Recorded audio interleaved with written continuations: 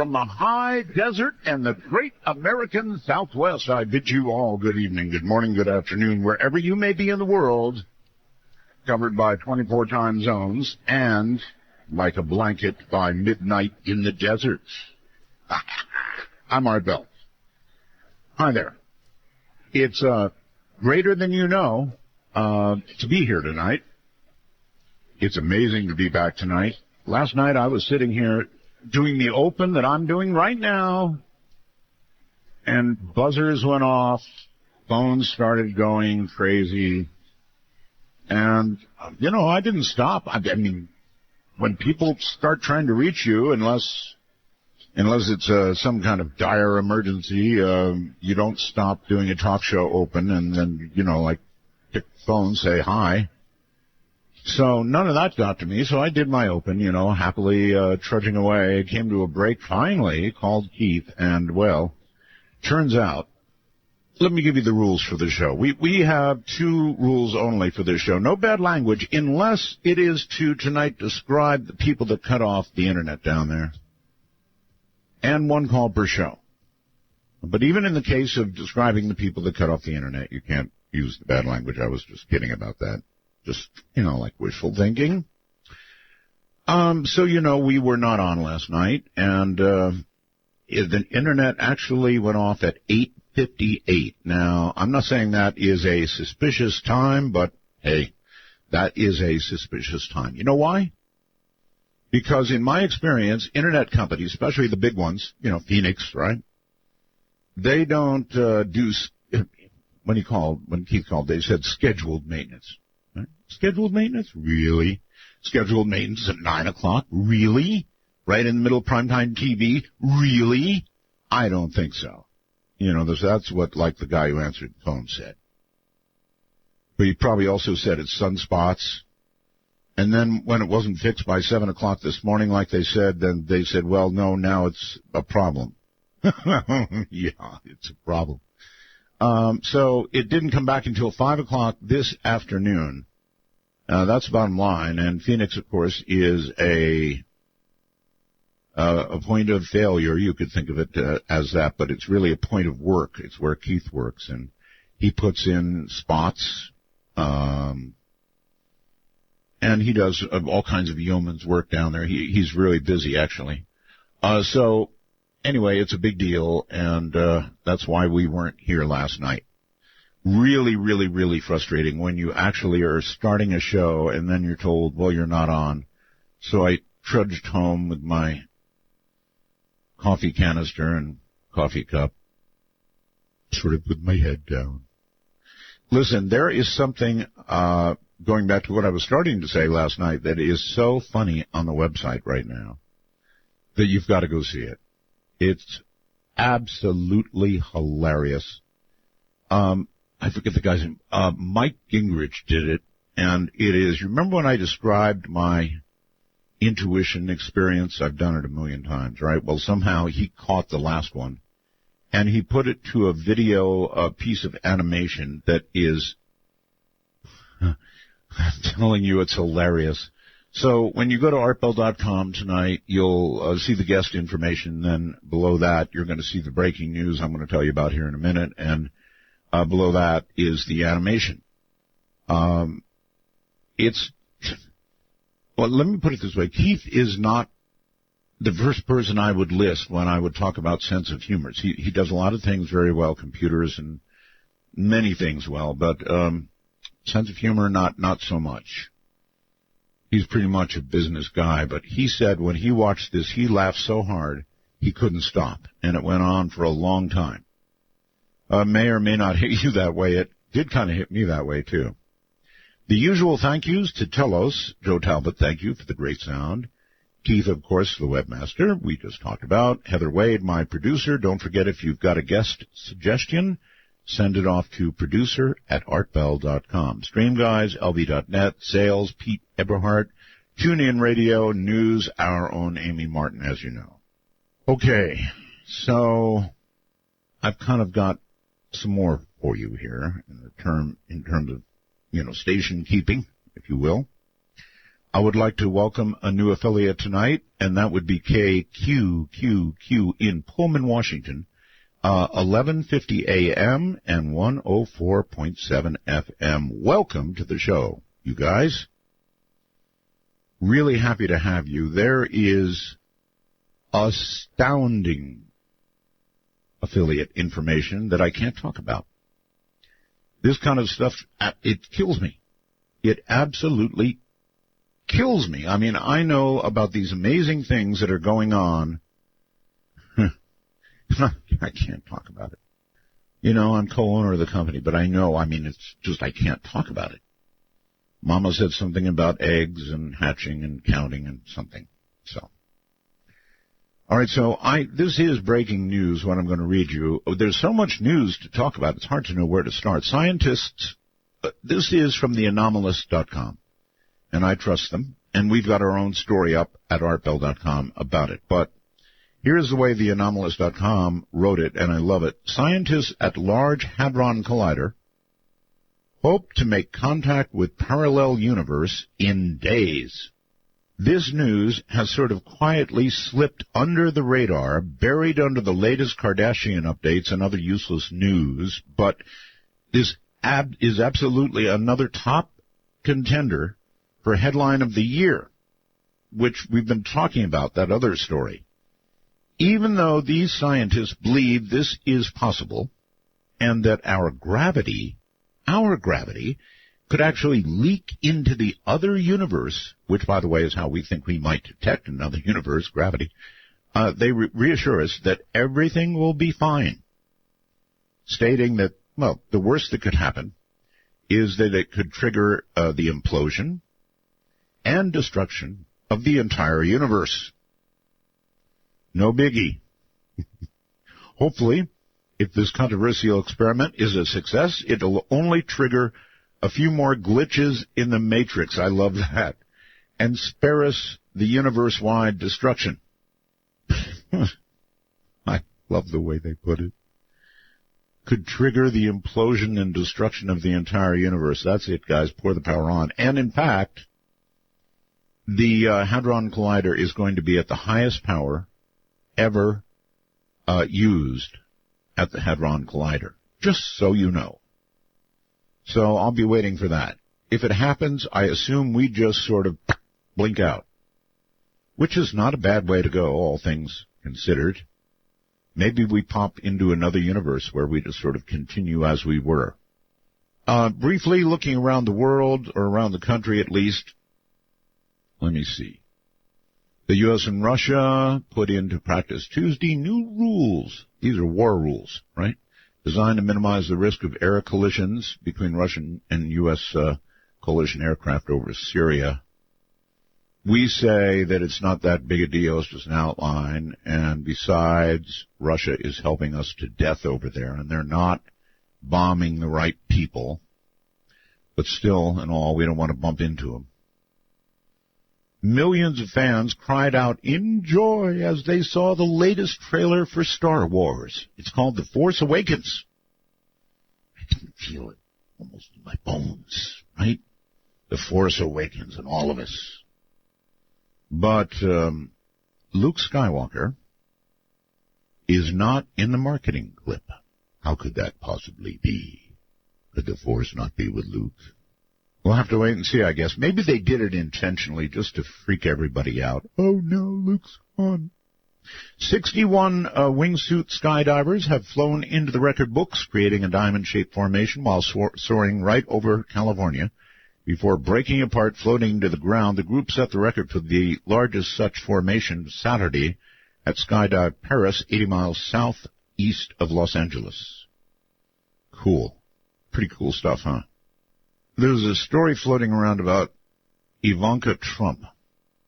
When she was 6 years old, this is Trump's daughter, right? She's actually a class act. I'm sure you've seen her on something. Anyway, at 6, she had gotten a Barbie for Christmas, while her two brothers had gotten Legos and an erector set. So she grabbed some super glue, locked herself in the bedroom, and built a unbreakable Lego model of Trump Tower. My father has scolded me, she said, but never was so proud. And I've got to say that Ivanka Trump is kind of an interesting gal. She's very sophisticated. She's gone to the best schools, of course. And she is a force. There's no question about it. Ivanka Trump is something to behold. So she's extremely literate, and she's going well, she's already arrived, actually.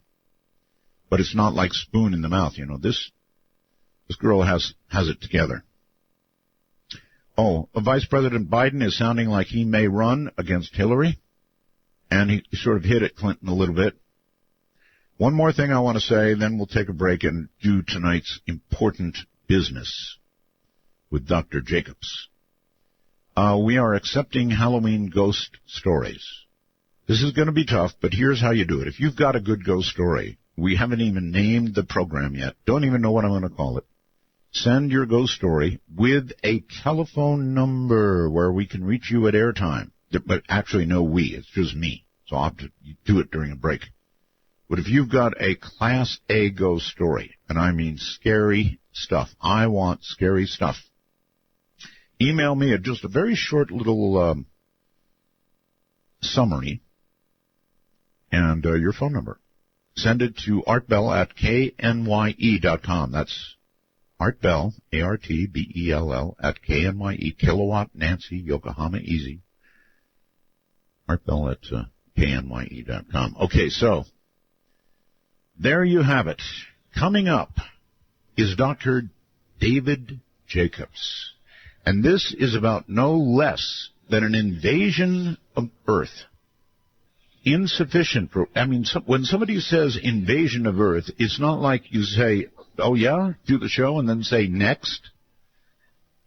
No. We need to hear more, and so we shall. Invasion. Woo. Take a walk on the wild side of midnight. From the Kingdom of Nye, this is Midnight in the Desert with Art Bell. Please call the show at 1-952-225-5278. That's 1-952. Call Art. Don't call yet. We're just getting started here. But thank you, Ross. Welcome back, everybody. All right, and I also don't want to not talk about the megastructure story. It is as big as ever. 1,500 light years away, yes, but scientists believe they have found megastructures. The word they used after they exhausted every other possibility. It was found by Kepler. It is star KIC, KIC 8462852. And the flickering has been interpreted after rejecting everything else as a swarm of megastructures. I know, but this is from legitimate scientists, many of them in different locations, so this story will stay with us while we consider extinction via collider. Oh, God, what a lot of news. And that includes what's coming up. David Michael Jacobs is a retired professor of history at Temple University in Philadelphia. He's been a UFO researcher since 1966. In 1973, completed his doctoral dissertation in the field of intellectual history at the University of Wisconsin-Madison on the controversy over unidentified flying objects in America. He was the second PhD degree ever granted with a dissertation involving a UFO-related theme. He has written and delivered many articles, papers, and addresses on the subject of UFOs and abductions. He has been a consultant to major UFO organizations from 1977 through 2011. That's 1977 through 2011. He taught the country's only regular curriculum university course on UFOs and abductions. UFOs and American Society, it was called. Since the early 80s, he specialized in the UFO abduction phenomenon. He has investigated over 1,150 abductions with 150 different individuals. And during our last program, as I bring Dr. Jacobs on, we began talking about human-alien hybrids. Now, at some point in the interview, I said, I think, Doctor, you're talking about an invasion underway of Earth right now. And I believe he said, you said it, I didn't. I think that's the way it went. Right, Doctor? Something like that, yeah. Yeah, something like that. Okay. I think so, yeah. All right, so when you're talking about an invasion of Earth, as I said earlier, it is not something that you say, oh, yeah, get as much as you can in a couple of hours and then go next and talk about whatever. It's just like, hey, let's go back to this invasion of Earth thing. This is serious. It's very serious. And you should begin by telling everybody it is. In other words, what you're presenting here is indeed an invasion of Earth. I can't get away from it. It is true. That is what I'm saying, and it's. On one hand, I want to tell everybody, I want to scream it from the highest mountaintops. On the other hand, it's profoundly embarrassing, and I sound like an idiot. Huh. See, that sounds like a rational person to me. You sound very rational when you say that. I understand. It makes you sound like an idiot. We're being invaded. Makes you think of movies, the pod people, whatever. Right. So we're going to have to describe to everybody what's going on here. And when you realized that, you were not just talking about abductions anymore, that this was something more serious. Well, what I did was I expanded the idea, the version of abductions. I expanded the definition of abductions to include that a person is abducted when he's under control by an alien of any sort in real time in any location. Okay. So they don't have to be abducted on board a UFO. Got it. It could be in a supermarket. It could be anywhere, and they're suddenly under control, and they do what the biddings of this alien, usually a hybrid, tells them to do, or asks them to do, or whatever. So you're saying in the middle of a vegetable section of a Walmart or something, you could suddenly be plucked away? Generally speaking, what would happen would be the abductee would take a hybrid. Now, there's obviously a long lead up to this rather than just at random, but would take a hybrid, a known hybrid that he or she has worked with, and take them into a supermarket to show them, for example, what a supermarket is, how it works, what the food is like, how you would cook certain foods, how you handle other foods, like let's just say a carton of eggs, how you check out, how you get change, how you put stuff back in the basket or the cart, and then go out into the parking lot and put it in the car. Stuff like that. All right, so you sort of jumped ahead to the training that you're talking about now, I believe. Right. All right, so let's back up, because a lot of people probably are just tuning in tonight saying, what, invasion of Earth, what? So you maintain that there were abductions that were going on, and that slowly people have started showing up that are human alien hybrids, yes? Right. Actually, Bud Hopkins first discovered this back in the early 1990s or in 1980s. Now that I think about it, and he called these beings hybrids. The first time we'd ever seen it was in a woman claimed that she was given a baby to hold who looked sort of half alien and half human. By alien, she meant gray alien. And it was an astonishing case that I had never heard before, and never had he heard of anything like that before. And he said that he called it a hybrid baby. And from that time on, there were lots of cases like that, and we saw them as toddlers, as kids, as older kids, as adolescents, and as young adults and adults. So and they became sort of a staple of the abduction phenomenon, although a lot of people would just go up, would be abducted, and just have table procedures and then just sort of come back down. All right, can I interrupt and ask, does this mean, Doctor, that aliens are abducting women, doing some sort of modification to a fetus or something that's early on and implanting it, and then this woman has her child and that becomes the hybrid, or what? Right. Exactly. That's exactly right. Sperm is taken from men, eggs are taken from women. They're taken out into some other place. There is a fertilization of the ova, and there is an alteration in that ova. The alteration, my guess, is alien DNA. And once again, if I do not know whether aliens have DNA, I can't make that judgment. I do not know that. Or altered human DNA. Or it's an altering of human DNA, but then again, when the hybrids come out looking what I call early stage, they really look like gray aliens with some human features.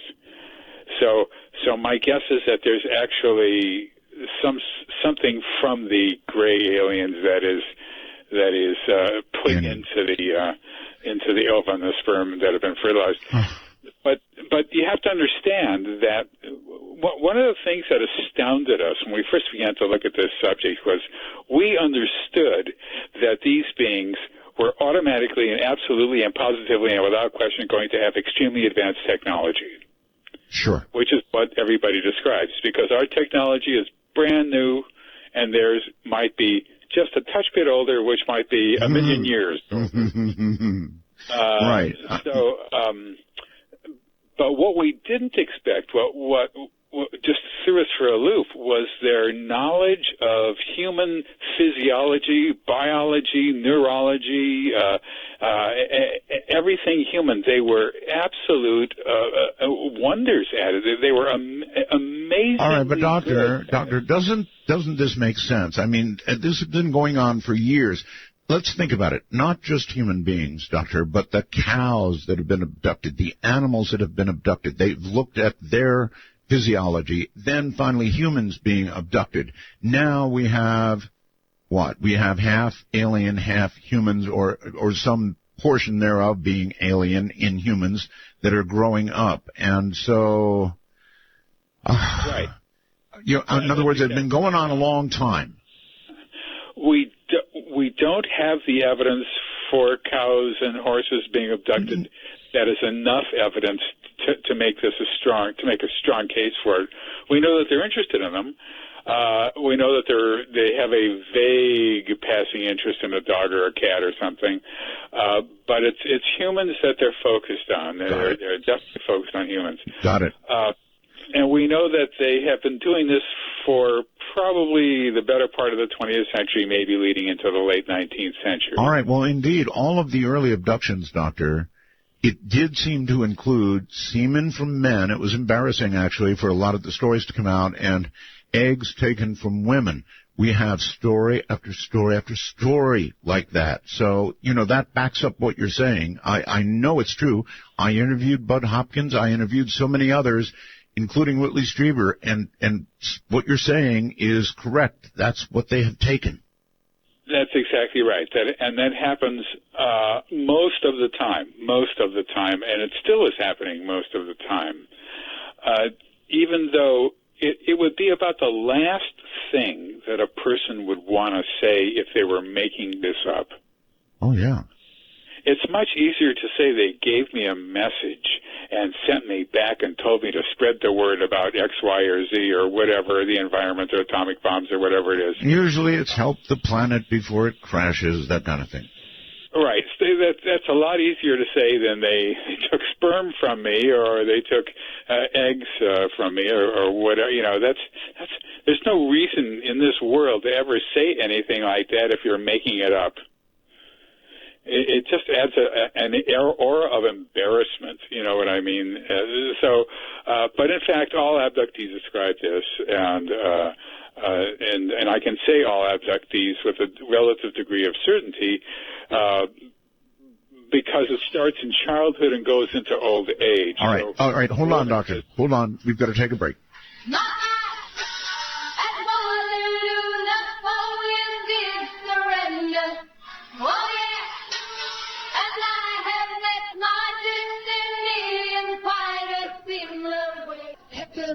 It's not radio, but it is what's next. To cast your ray of light into the darkness, please call 1-952. Call ART. That's 1-952-225-5278. Boy, that's no joke. We are What's Next. Hi, everybody. I am Art Bell. Professor David Jacobs is here. Professor Jacobs is saying the Earth is being invaded. His book, aptly, is called Walking Among Us. And this is serious stuff. Actually, is quite serious stuff. Professor, just a quick off-the-wall question. How old, if they have grown in linear years, how old would you imagine the oldest human hybrid today to be? Well, the oddity of that is that people do not report elderly hybrids. 70 or 80 or whatever. We just don't get those. We might, and they might just look the same as they did when they were 50, for all I know. But we don't know if that's the case, or if, in fact, they die early. I would doubt that, or if they're used for behind-the-scene tasks, or if they're just jettisoned into deep space. Who knows what? All right. Well, I think that you've sort of hit it. You don't hear about older ones. Now, I'm 70. I think I'm safe. But the question is when this program, goes to when this program began. In other words, if they continue to grow and get older, you would think that whenever this program began, you could sort of estimate the age of the hybrid if they're growing in linear human years, which I think they are. They indeed are. They appear to grow in linear human years, and therefore they have a lifespan, but we don't know how long that lifespan is and if they're used for other purposes. In other words, the phenomenon of abductions goes back, as I said, perhaps to the last quarter of the 19th century, but certainly back to the teens and 20s and 30s and so forth. And so they've been doing this for a long time. Another couple of years, it'll be coming up to, maybe even 100 years or something. Oh. That means that I don't know whether they've been producing hybrids this whole time. They might just have been producing abductees this whole time. Well, I think early on they were researching, and then they made changes, and then they started making hybrids, it would seem to me. The research came first. Yes, that had to be. They had to first come here. Then they had to do research on the planet and on the civilization that they found, and basically the biology of humans. Right. And then they had to make the decision that this was a planet that they wanted, that this was a ripe one. This one agreed with them. There was something about it that they wanted. Well, we're a pretty blue planet. We've got a lot of water, a lot of good land. We've got a lot of natural resources. So I would think, as you look around the universe, which they're certainly doing with what we're doing with Kepler, they were finding a lot of Earth-like planets, but we seem to be quite special. So, well, yeah, who knows how special we are? We might be special. There might only be, let's just say, 1 trillion of us out there. We don't know how many Earth-like planets are out there. They're finding more and more that are in the Goldilocks zone, right, just by looking through glass telescopes. In 1,000 years from now, if we're still around, they will be finding many, many, many, many, many, many, many more. Here's the argument. This is what I call it, the argument for two. You can make the case that we are alone in the universe. The UFO phenomenon and the abduction phenomenon is just a fig Newton of our imaginations. You can make that case. It's a stupid case, but it's been made by scientists, and there is a book called Rare Earth, which talked about how the moon hit the Earth and the Mars hit the Earth and whatever, and the Earth's tilt and the destruction of the dinosaurs and the coming of the primates. It was such a whole series of unlikely events that their argument was we're the only advanced technological life in the universe. If you think that UFOs are extraterrestrial and not just mistakes, and if you think that abductions are real and not just mental constructs, then there's at least one other group out there who is abducting us.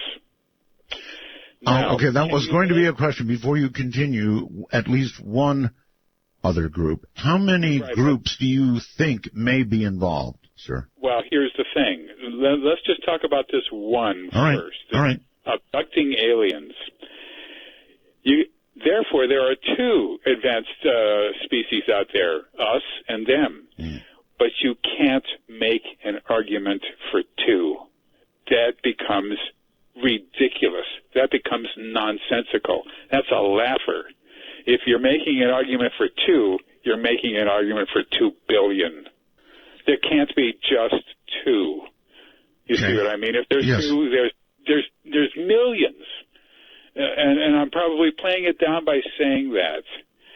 So you just have to assume that the universe is teeming with advanced terrestrial technological life, because we've already seen one of them, and that is good enough. There's two of them, there's us and them, and then that means automatically they're all over the place. All right, Professor, how about this?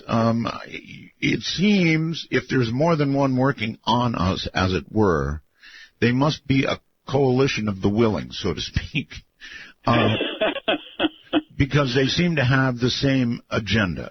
I'm not making light of this. I'm just trying to think of, it does seem as though what you're saying with walking among us is that we are being changed in a methodical way, and that would, if there was more than one race, that would require cooperation, right? Right. But I think that these aliens who are just abducting aliens are the ones who have this planet. In some way, this planet is essentially theirs. Now, it is possible that there are non-abducting aliens who literally, truly are visiting us. This is a word used by people who believe in the abduction phenomenon but think it's all wonderful. And they're visiting like visitors, and visitors are welcome into our house, But there might be, just curious other ones are flying about, and those might be the ones we see for all we know. But in terms of abducting, all around, this is a global phenomenon, and everybody around the world describes basically the same aliens, the same procedures, the same insides of the UFOs, the same everything. To my point. So it seems to be one major unified group that is doing this, that is doing what I call planetary acquisition. They are taking over this planet for reasons that we do not know, and will eventually, I think, supplant humans just through the process of not hybridization, but the process of not only hybridization, but making abductees, because abductees are intergenerational, and which means that if one person is an abductee and gets married to a person who's not an abductee, and they have 4 kids, or 2 kids rather, those 2 kids will be abductees, and then whoever they get married to, almost certainly non-abductees, all their children will be abductees. And eventually, everybody in the world will be an abductee. And then it's a done deal. They've got the planet. It's a done deal. They've got the planet. All right. Let's back up, Doctor, and don't be afraid to hold back here. All right, let's move back a little bit. A few basic questions. As we look around at people today, how are we to know that we are looking at an abductee? Can we learn to know to see them?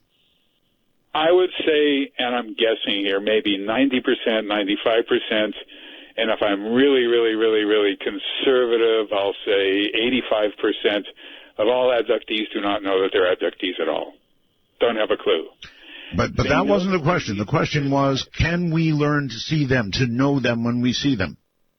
An abductee or a hybrid? A hybrid. Oh, a hybrid is different. The answer is no. Just like abductees, you can't tell who's an abductee, you can't tell who's a hybrid. Now, people have said, "Oh, look, I've seen this guy's got cat eyes. He's got cat eyes, and I know aliens have cat eyes." And I never believed in cat eyes, and cat eyes are ridiculous until I saw a thing on television. It was an interview with this woman who had cat eyes. And then I looked it up, and it's some horrible ophthalmological problem that leads inevitably to blindness. Oh, my God, you don't want to do that. But now people say, well, they're walking around, they got black eyes. And the answer is no. Unless they're a boxer, they don't got black eyes.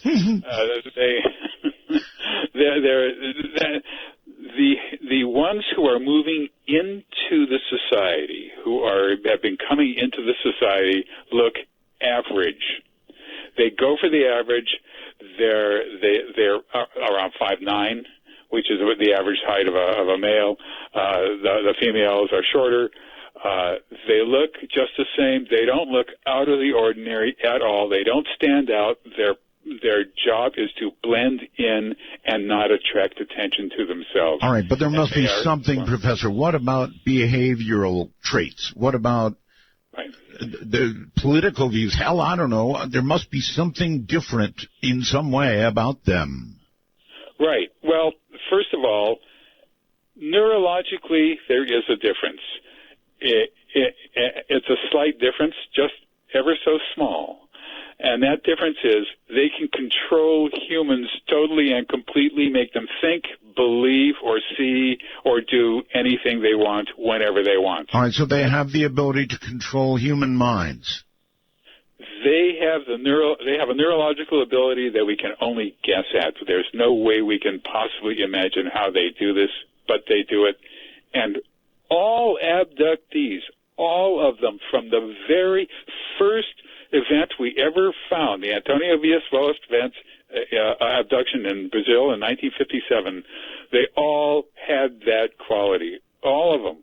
Well, I don't want to be fuzzy about this. I want to understand this all the way. In other words, you're saying neurologically, whatever it is, they are able to actually control the thoughts or actions of humans, yes? That is correct. And it's a clandestine phenomenon, so they can make humans forget what happened to them, whether they were in a supermarket or on board a UFO, immediately afterwards, within seconds. Are you suggesting, Doctor or Professor, that for example, they could make somebody, I'm just going to pick something really wild here, they could make somebody walk into an establishment and open fire with a gun, and then let's say when the police capture them, if they do, usually they end up killing themselves, but well, okay, let's go with that. So could they make somebody go in, kill a bunch of people, and then dispatch themselves? I don't know that, but my guess is yes. And there's a little piece in the book, and I wrote this chapter very carefully about abductees being trained to do things that gray aliens and hybrids do. And one of the things that this one woman was supposed to do was, there was another abductee in a room. She sat behind a glass window with a hybrid who was helping her, and she was supposed to. He thought the hybrid in the room, who was just standing in the room, got an image in his mind that he was standing on a bridge, and her task was to make him jump off the bridge. My God. And she could do that. They didn't advance it that far, but it was doable for her with the help of this other hybrid. She was being trained. That was the thing. She was being trained at the time. So yes, they could. Now, there's no indication that the hybrids have that kind of violence built into them. Everybody, there's a gun for every man, woman, and child in the United States, so everybody get their guns out, blow their brains out now. I don't see that as a scenario. Maybe I just like to look on the happy side of things. No, you don't. No, you don't, Professor. You are the only one I know who looks at things, I think, realistically. Everybody else is Kumbaya City, that the aliens are here to help us. They'll prevent nuclear war. They'll make the crops grow better, whatever. You know, they're here to help us. And you're the only one I know who isn't in that camp, frankly. I just don't understand it. I just wish my dear friend Bud Hopkins was still alive, who was beginning to suspect that this was going on at the same time, and I would tell him about stuff, and he was hearing stuff also, but by 2009, he had wound down considerably doing abduction work because he was so ill, and of course he died in 2011. Can I ask a question, please, regarding Sure. Bud, and that is this: how close, Doctor, do you think Bud Hopkins was to concluding what you have concluded? Well, the difference between us was that he did a kind of a macro study of abductees across the country. He did a huge number of people. Most of them only had 1 or 2 sessions with him. I worked with a smaller group of people who I worked with sometimes for decades, and I looked at a lot of different experiences that they were having, and I looked at experiences that they would have the night before, or the morning that they came to see me, for example. A woman came in once, and she said she had bent time, and I said, "Oh, I wish I could do that. You know, how do you do that?" And she said, "Well, she comes from New Jersey, and she gets on the Ben Franklin Bridge, and she knows exactly how long it's going to take her to get here. And she started out really late, and she knew she was going to be late, and she came right on time. And she doesn't remember a whole lot about the trip, but she came right on time. And so she bent time, she told me. So we looked at that, and she was abducted. I think they got her off to a side road or something like that from 95. She was coming down. From Route 30. I guess she was on going across to approach the Ben Franklin Bridge here, and the next thing she knew, she was on board this object. The car was there with her too, I believe, and they put her down. I asked her about this very carefully. I said, "Did you pay the toll to get into Philadelphia?" And she couldn't remember that because she still had her money ready when she arrived at my house to pay the toll. They put her back on the other side of the Delaware River, on the Philadelphia side, closer to me, and she bent time, and she came right on time. She was only abducted for about a half an hour or 20 minutes or whatever it was. And they just had to do some minor thing with her. But they can do things like that. They follow people. They know where they are. They can find them anywhere, and it's clandestine. It's secret. That's the key thing. Without secrecy, there would be no abduction phenomenon.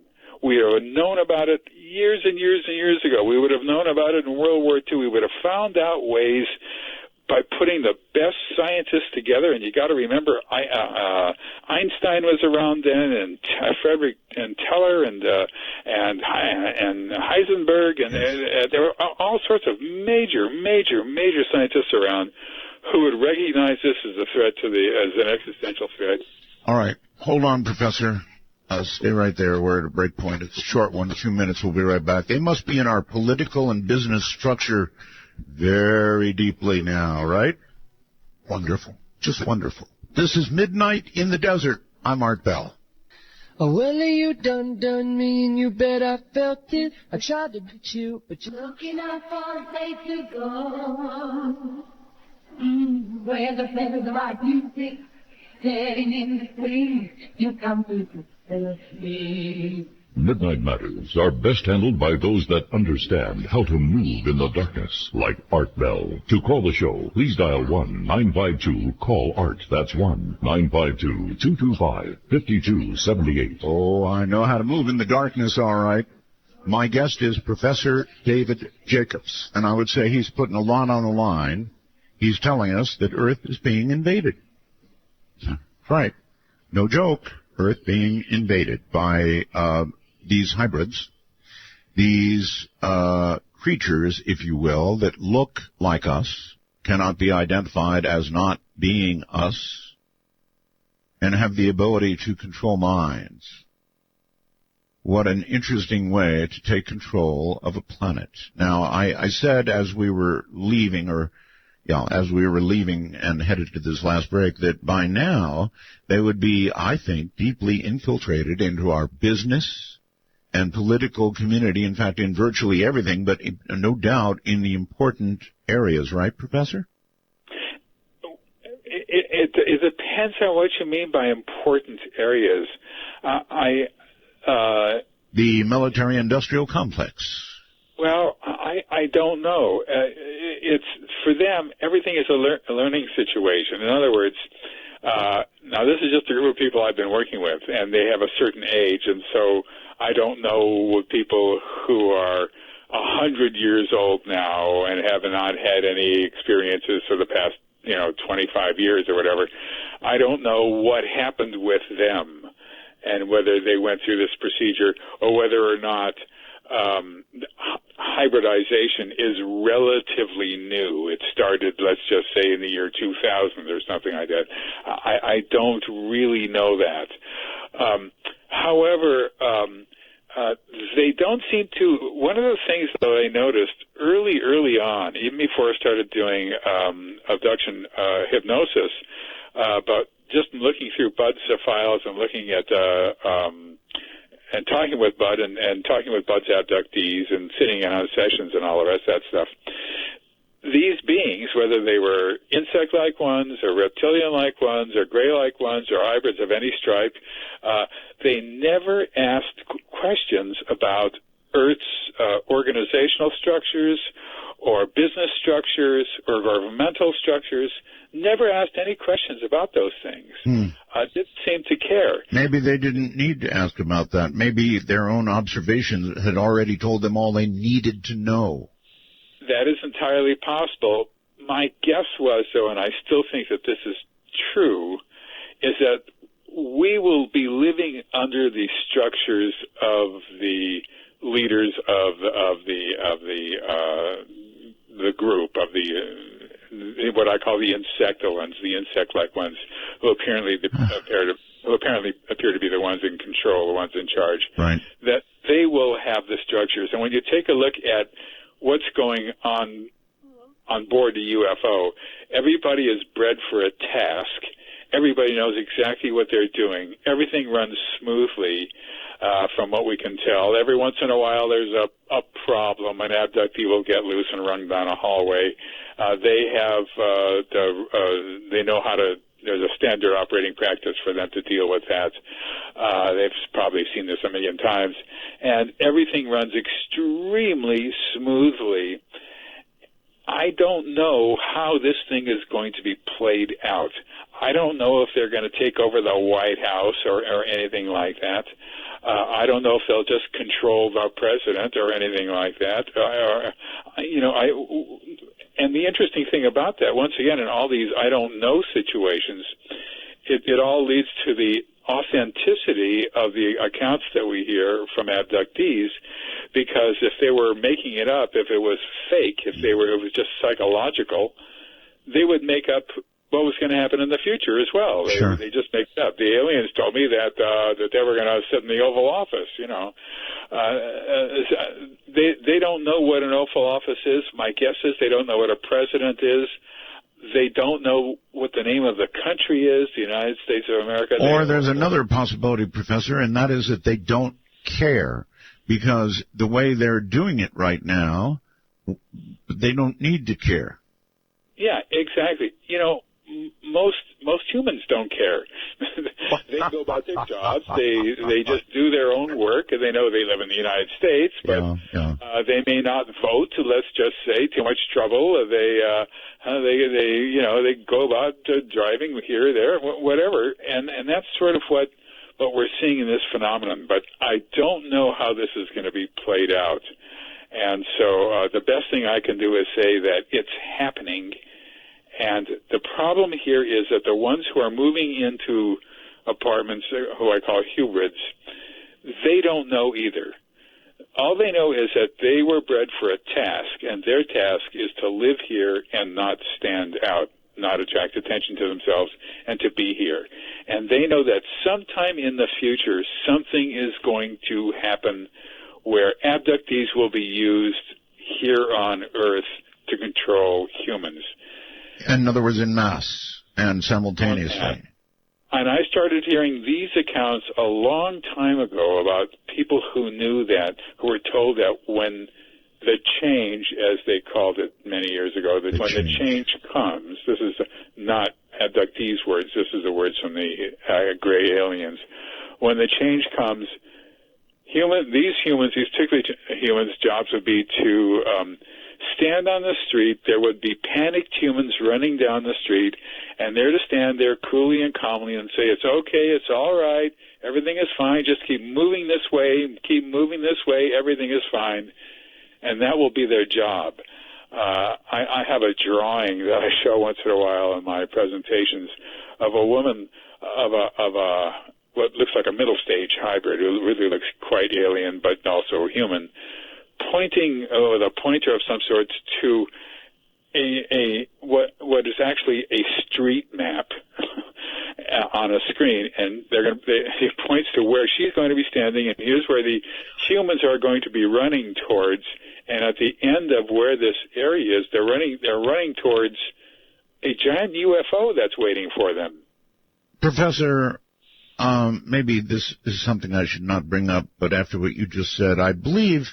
Does it have to do with my mental capacity? No, it doesn't. I believe when the Nazis herded the Jews into gas chambers, they said, just keep moving this way. And I think actually they played classical music to keep them calm as they move. Well, yeah, and they also told them that it was just a delousing, to get rid of the lights on them, as if they had lights on them. Yeah. And, it was, the Nazis had mass killing down to a real art.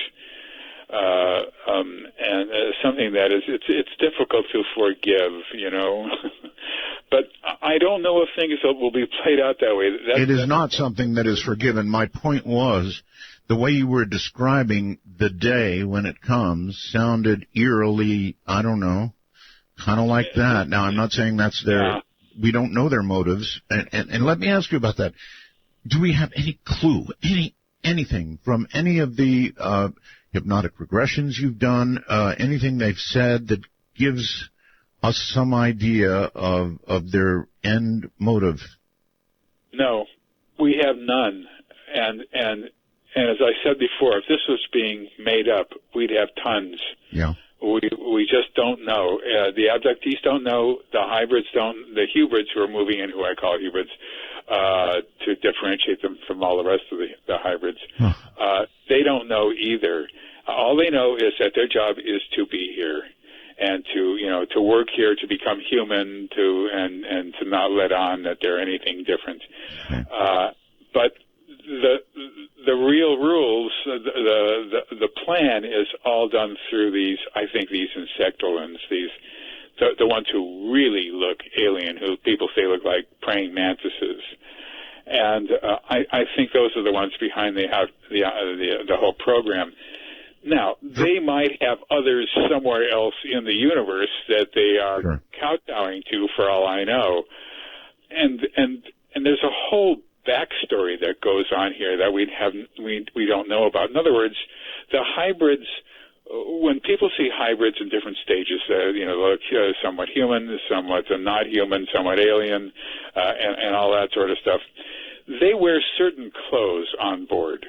The women wear a beige colored one-piece dress thing with a three-quarter length sleeves, no ornamentation of any sort, and the men will wear the same kind of thing, only it's a shirt and pants. And somebody has to make those. Somebody's got to sew them together in some way, or do whatever they do. Somebody's got to fit them. That's very specific, very specific. And this all comes from testimony of abductees, right?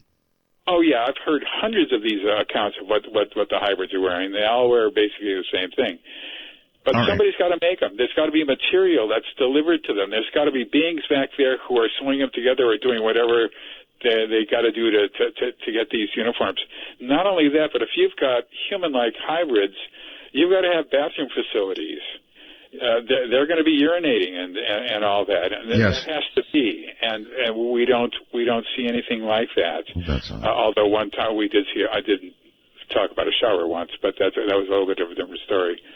But and the hybrids have to eat, whereas the gray aliens absorb nutrients through their skin, and most hybrids absorb nutrients through their skin. The ones who get more and more human have to eat through their mouths. So there's got to be food-like substance made for them. And when they come down here, they have to have already purloined, gotten clothes to make them look normal and average here, Sure. usually taken from people's rooms, I must say.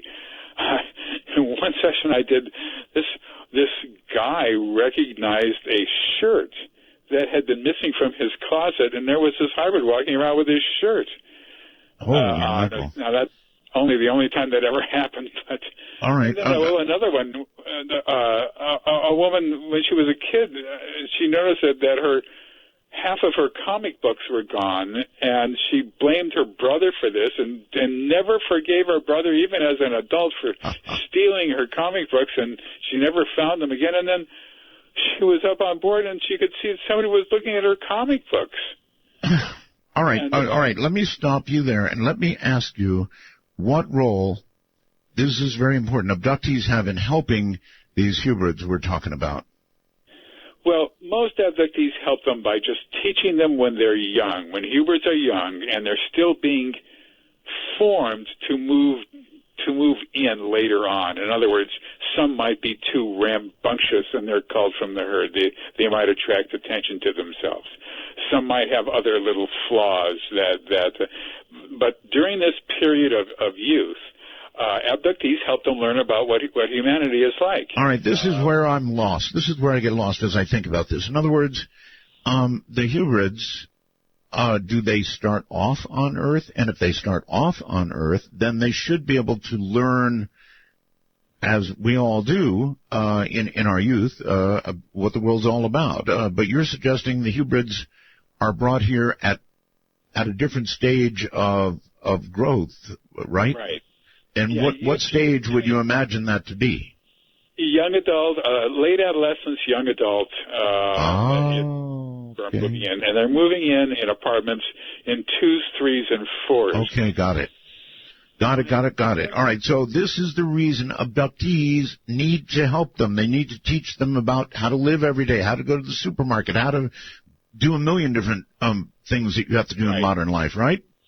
Right. They've already been teaching them about what it's like to live on Earth when they were young on board, when they were 5 and 6 and 10 years old on board. Right. And they are sometimes brought to an abductee's house with a caretaker, an older hybrid, and taught what a kitchen is like, or what a computer is, what a television is, and things like that. But it doesn't matter. By the time they get here at age 17, 18, 19, they know nothing. There is so much to learn that children learn just through simple observation, seeing a million things a day that is absorbed into their minds that is not in abductees' minds, that they have to learn a tremendous amount, especially interpersonal relations, but a tremendous amount about how to live on Earth. They don't know anything about humor. Humor is not part of their lives. Because everything is telepathic on board, although they can speak orally when they're here, sarcasm, irony, things, inflections, that's all lost on them because somebody can say something and the way that they say it, they're meaning exactly the opposite. With them, everything is taken literally until they learn what humor is, or they have to pick up the subtleties of the language that they can't do on board a UFO. Not only that, but they don't know how old they are. They don't know how to treat people who give them. They don't know anything about presents, birthdays. They don't know anything about families. They don't know their mother or father or sister or brother or whatever. They don't know how family interaction is. They don't know what a cousin is.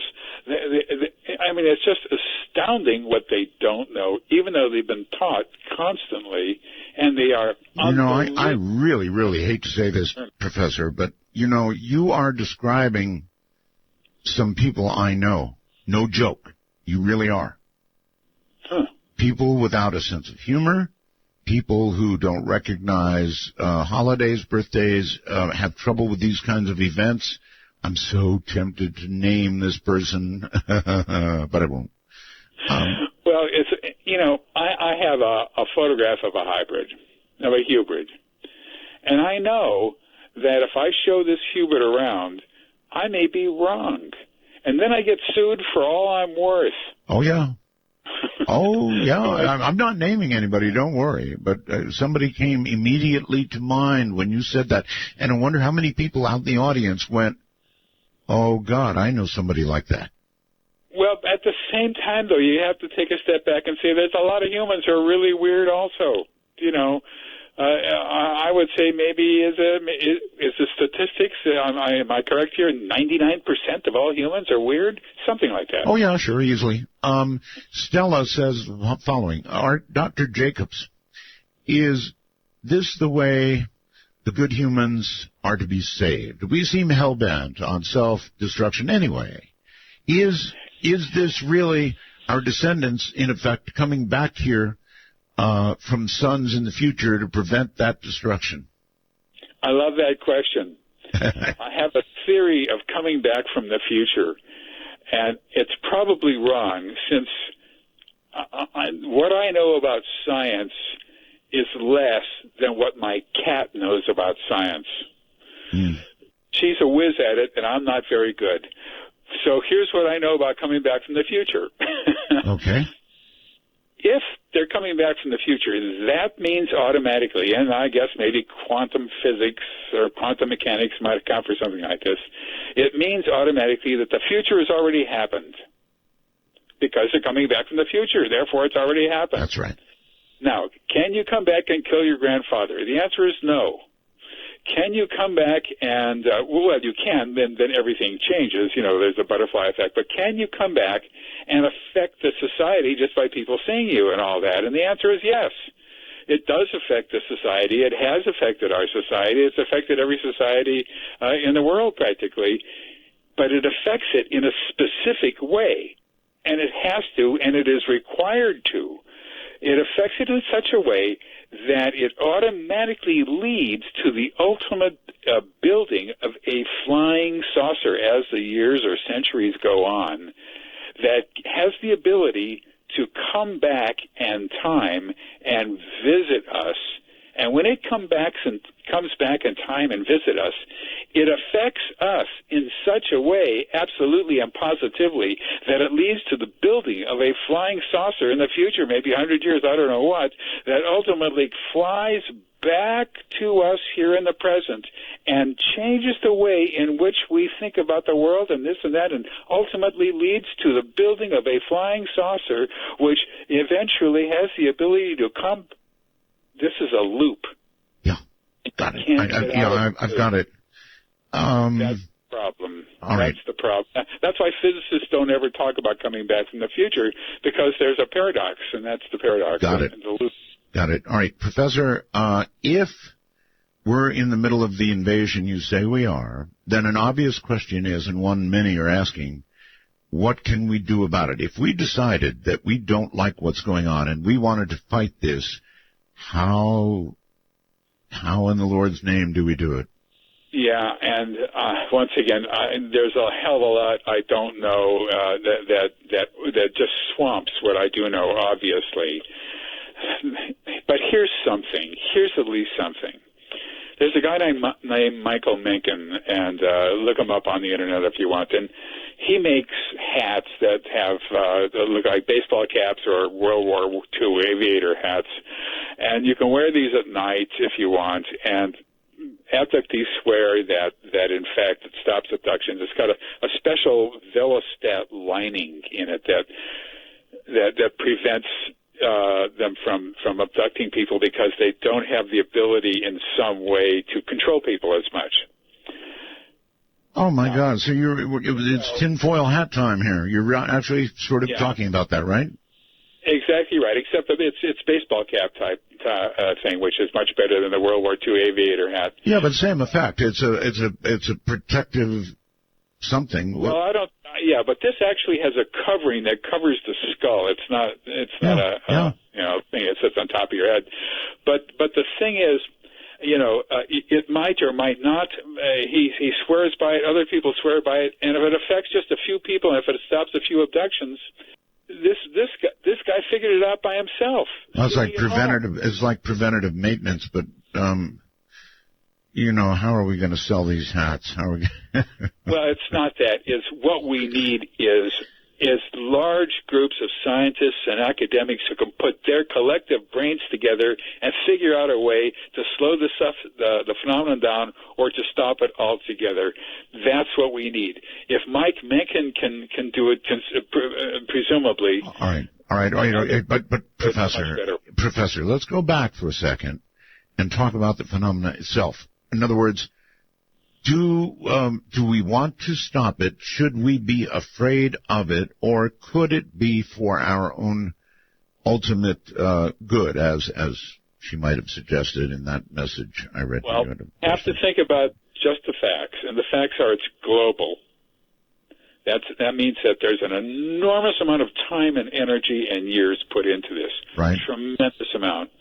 Number two, they're doing it because in some way it betters them. They do not have the milk of human kindness running by the court in every vein. That's a line out of My Fair Lady. They don't have that. They're doing this for their own reasons. It betters them in some way. It benefits them. If it didn't benefit them, I just can't imagine that they would be going through this huge program. Of course. And does it benefit us? That we don't know. Do they particularly care one way or another about us? Well, they seem to be relatively either nice or neutral. Unless you do something bad, then they can become very unnice and unneutral, like talking to me, for example, and they can't get people to stop talking to me, and they will use violence if all else fails. Look, with what you've been saying, if I had anything to do with this invasion, and I had been hearing you speak on this program and or others, and I'm sure there have been many others, I'd have you silenced pretty quick, Professor. That will be my last book. How they tried to find me and what they tried to, and I never met a hybrid, and I'm not like Will Rogers. I never met a hybrid I didn't like, but I never met a hybrid, period. And as far as I know, and I've never been abducted, and nobody's ever been in my bedroom. But I had interesting conversations. And here comes, if you think I was crazy before, now comes the crazy stuff. Through email and instant messaging. However, even though it sounds crazy, when I write this thing, you'll see there's a logical build-up to this, how this happened, and there's a logic to it. Go right ahead. Well, I'm not going to go into it right now, but it had to do with, well, it was an email situation that. They've done this with other abductees. They want the abductee to write an email to me telling me that they don't ever want to see me again, that sort of stuff, or everything they've told me is wrong, and things like that, and not knowing that I would be doing a session on this bizarre email, for example, that I got, and so it started that way, and there was a build up to it even beforehand, and it was the most frightening experience of my life, I must say that. It frightened my whole family. Everybody was frightened because of this. All right, I want to really understand this. You were getting threatening emails? No, they weren't threatening. Give me an example. All right, just do the best you can and give me an example. If it was that terrifying, you should be able to sort of lay it out in some way here. Well, there are different types of hybrids who come to protect the hybrids, the ones who are living here. Yes. And there's a security hybrid who looks human in every conceivable way. You could not tell him that he doesn't have any difference in terms of his physical shape and his face as any other person. But he's got a one-track mind only. Doesn't think about anything except security. That's all he thinks about.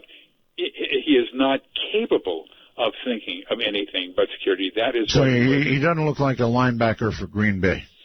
No, does not look like that. He looks just like an average Joe, but his only thought is the security of the program. And if an abductee is a security risk, that is to say, talking about this and telling people about it, like me, for instance, yes, she has to be stopped, or he has to be stopped. I was doing a session once with a guy, and on our 10th session, this is a guy with a PhD, he sat bolt upright from the couch, and he looked at me and he said, "I shouldn't be telling you this." And I said, oh, okay, and he got up and he walked out, and that was, he came to one get-together I had later on, and that was the last I ever saw of him. He never had another session with me. They'd gotten to him.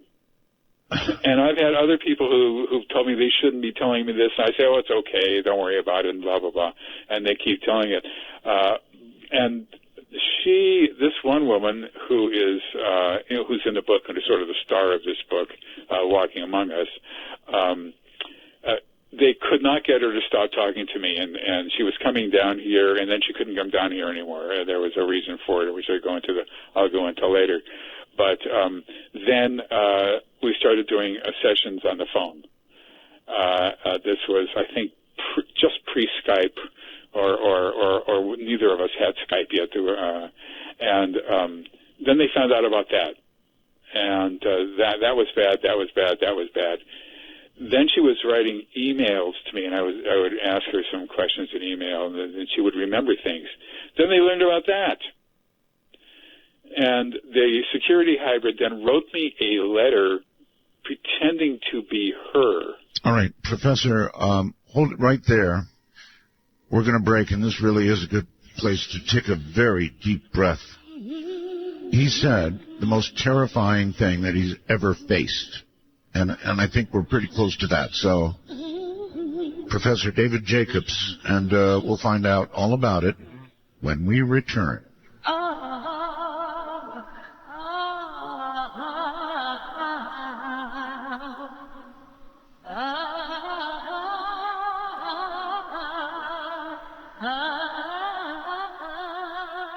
Take a walk on the wild side of midnight. From the Kingdom of Nye, this is Midnight in the Desert with Art Bell. Please call the show at 1-952-225-5278. That's 1-952-CALL-ART. Oh, you are on the wild side of midnight, all right. Professor David Jacobs is my guest, and I want to straighten something out. Joy in Santa Cruz writes on the computer, through the wormhole, Art, he lost me at the tinfoil hats. Joy, he's not the one who said that. I was, Joy. I was trying to inject a little humor into all of this. Same with the Green Bay reference, Joy. Come on now. Listen to who says something. It was not the professor that said that. He mentioned hats, not tinfoil hats. I'm the one who said that. It was, sometimes when you're hearing something really, really rough, and that's just me. Maybe I'm trying to prove I'm not a hybrid, right? Attempting humor a little bit. Professor, there was an apparent abductee, not abductee, I'm wrong, a hybrid, found dead in a car. It was in the news recently. Do you know anything about that? No, didn't hear anything about it. How would they know that? There was actually something, I'm not totally clear on it, but I kind of remember this. I kind of remember this, and somebody will help me out on I'm sure. But, okay, here it is. Lee says, what about the alien-human hybrid they found dead in his car in California? That was on the regular news, and now it's like it never happened. So I also vaguely remember that, or maybe it's been removed from my memory, but there's something in my brain about it. Somebody will help me out here. And then there's one other thing that I'm really concerned about. And I think I might have mentioned this in the last show. I'm not really sure. But do you know the rate at which we are currently producing autistic children, Professor? I do know that I don't know that automatically, but I do know, of course, that the autism specter has been widened considerably, so it seems that there's more autistic children. There might be the same amount, but now it includes Asperger's and others. There's more by a great margin. It's down to like 1 in 58 or something in males in the U.S.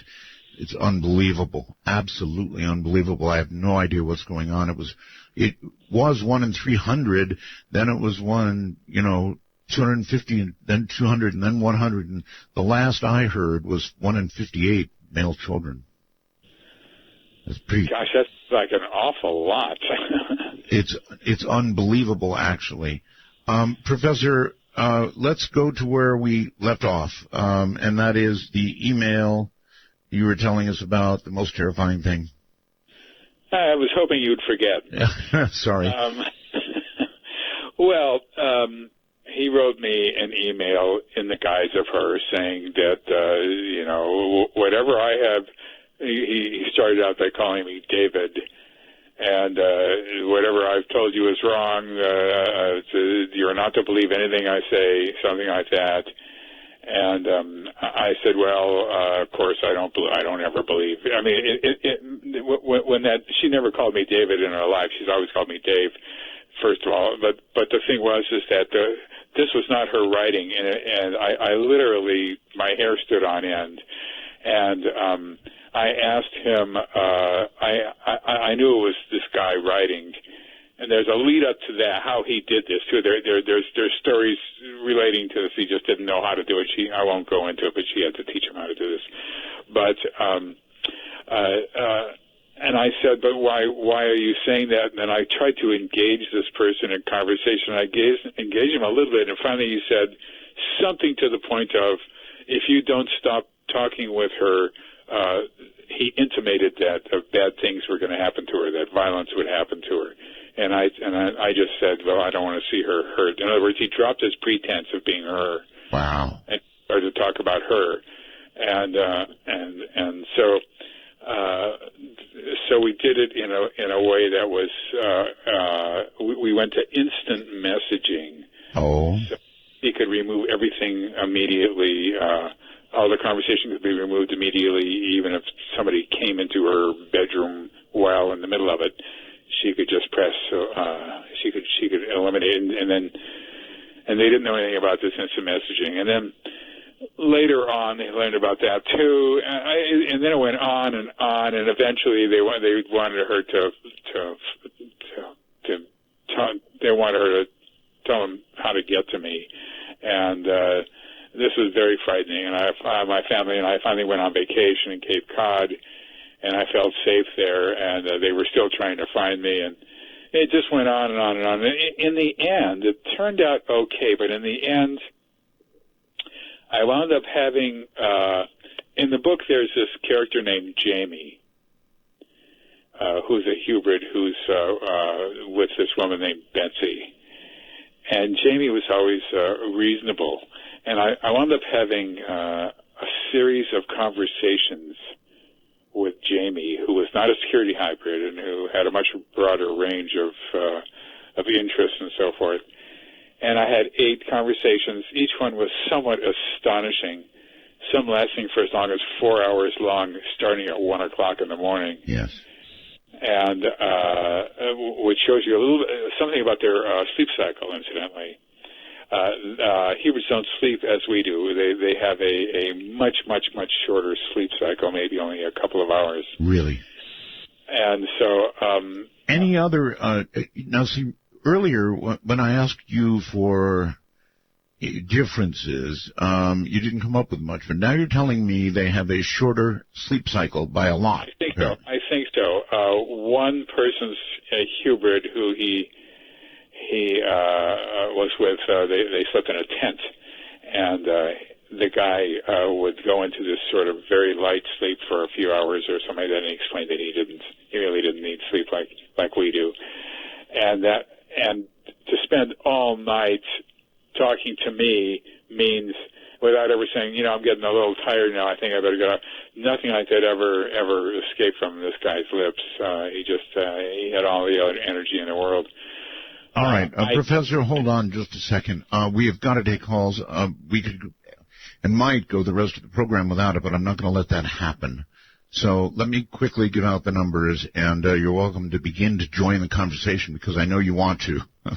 So we are, here's our public number. It's area code 952-225-5278. Once again, dial a 1 and then 952-225-5278. You can reach us on Skype, of course. In North America, it's MITD51. Add us as a contact, MITD51. And then we'll be in your contact list. Outside the United States, it's MITD55. It's MITD55 outside the U.S. All right, that all said, Professor, you're back on. I just wanted to let them know they could begin calling. Well, if they do call, it's very difficult for me to tell them what has happened to them if they saw something or if they had some experience. Ethically, I can't really say what happened to them, so it's not something that I can do. I don't. Okay. All right. We'll keep that in mind. They're hearing you now. Any other qualifications if they call? No, that's it. Okay. Professor, you do realize, right, that you've got your professional neck out 1.5 miles here, right? Well, I'm elderly now, as they say, and I'm retired. And my professional neck has been cut off a long time ago. I'm in for the long haul now. And besides that, I'm an academic. I go where the evidence leads me. Even though I kick and scream while en route, and I hate it. I don't like what people are telling me. I used to tell people not to tell me anything wrong, and I would give them anything bad. I would give them a direct, in hypnosis, although it doesn't mean anything, direct command. I don't want you to say anything bad. Well, look, I am personally beholding to you for coming out this way. I seriously mean that. I think it's a very brave thing for you to do. Very brave. And I don't know. Listen, the point was that when people tell me their story, they couldn't care less what I said. They just start telling me what's happening to them, whether I said, don't tell me anything that I don't want to hear, or anything like that. And I did that as a test to see whether or not they would respond to something like that. And nobody responded to that. They just they were getting to the bottom of what happened to them. They didn't care about me, So, people are that way. All right, we got to do this, so let's do it. Somebody with the cute name of Starry Messenger, you're on the air.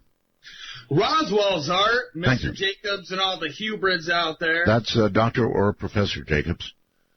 Sorry about that. Well, hey, my question is, you hear about these abduction stories or encounters that are somewhat sexual in nature. How is this happening exactly? And could this also be suggesting a telepathic link, virgin birth of sorts scenario? And might this be a reason why we never see aliens with recognizable genitalia? Good point. Really good point, actually. Aliens don't have genitalia, but when you're saying aliens, I assume you're meaning gray aliens. When you get to late-stage hybrids and when you get to basically human-stage hybrids and hybrids, they have regular genitalia. Yes, Professor, but as he mentioned, when we get descriptions of aliens, typical grays, whatever, they don't have recognizable sexual features. They do not, and I point this out in the book, actually, and I think I do. No reproductive organs, yeah. And you're talking about gray aliens now, and then the question is, how are gray aliens manufactured? See, I think that gray aliens are, in fact, hybrids themselves. I think that they were made out of the true alien DNA, probably from the insect aliens, and they were bred to be a workforce, as is everybody on board the UFO. They're all part of a workforce. And the gray aliens, the one thing that bothered me about gray aliens, and I'll get to the sexual stuff in a second, the one thing that bothered me about gray aliens was their mouths. Mm-hmm. I couldn't understand why they had a mouth. It's actually a slit for a mouth. They don't breathe. They don't eat through their mouths. They don't talk. It's all telepathic. They don't have any teeth. They don't have any tongue. They don't have an Adam's apple. What the devil do they need a mouth for? Yeah. And I can see ears. I can see holes for ears because if something falls over in a UFO, their attention has to be directed towards it. They hear a thump or something like that. You know what I mean? Yes. It seems to me that would make sense. But the ears and even the nose a little bit, just it bothered me. And then I realized that they're probably hybrids. They were bred not to reproduce themselves, but to be either continually hybridized as they become useless as time goes on, or else just cloned. And since I've written the book, I'm leaning more and more towards the cloned concept because they all look alike. Okay. Caller, are you still there? Yeah. Yeah, okay. So you were referring to the distinct lack of sexual identification by physical attribute of the Greys, right? Yeah. I always hear the stories and stuff, but, we never hear about that feature of it. And I'm just wondering, how is this happening, and how are the people, or how is the women getting pregnant and stuff like that? Oh, well, these are humans, or at least they begin that way. And these creatures are manipulating us, our DNA, and producing these hybrids. If I'm understanding, pardon me? Yeah, taking sperm and eggs, putting them together. Yep. They then take the gamete or the zygote, and they instill it into the woman's uterus. She gestates it for about 9 to 11 weeks. It's then removed and then placed in gestation tanks with liquid nutrients in rooms that I call incubatoriums, and I was all proud of myself when I wrote that I think in Secret Life, and that I invented this word incubatorium, and then I read some sort of, maybe it was the OED, a dictionary, and sure enough, there was a word called incubatorium, so I got their Lassus with the leastest, but people are shown these things and said that some of these they're babies floating in there, that some of them were theirs and all that, and we don't know why they were shown that. Maybe to make them start feeling attached to them for some reason or another, and then eventually they're removed when it's time, and that's it. Now there's something else, and the problem is getting the eggs. They will. What I discovered once was that these beings would stare deeply into a female abductee's eyes. The female may be laying on a table, let's just say, and this gray alien, usually a tall one as opposed to a small one, would come and stare directly into her eyes at a distance of, touching foreheads or a couple of inches. And I would say to them, well, can you move your eyes back and forth, to avert their gaze? No. Can you blink? Can you close your eyelids? No. Okay, well, again, identifying this as an attempt at weak humor, that is what we human males do with female humans when we want to try to have a closer relationship with them. We stare at them and promise the moon and the stars and stuff like that, right? This is different. This is hooking into the optic nerve, which is the only nerve that can be seen from the outside of the body, and using it as a conduit to travel to any other neurological sites in the brain. Because the key question to ask them at that point is, what's going on in your mind while they're doing this? And they'll say, well, he's looking at the last 2 weeks or what I was doing the last couple of weeks. He's looking at this. He's looking at that. and people sometimes would feel different things happening in their body, something going up and down their shoulders, or their arm would go up and down or whatever, and you see that he's hitting different neurological sites. But the other thing that shocked me, I must say, was one time I said to this woman who she was describing an event that happened when she was 16 years old. I said, well, what's going on in your mind? You know, what's happening? And she said to me, well, you know, I really like him. I really, really like him. He's really, I really like him. I hope he likes me, you know. And this is a 16-year-old sort of fawning over this bug-eyed monster alien staring into her eyes. And I realized at that point, as other women were beginning to say the same thing, only in different ways, that they were stimulating sexual response.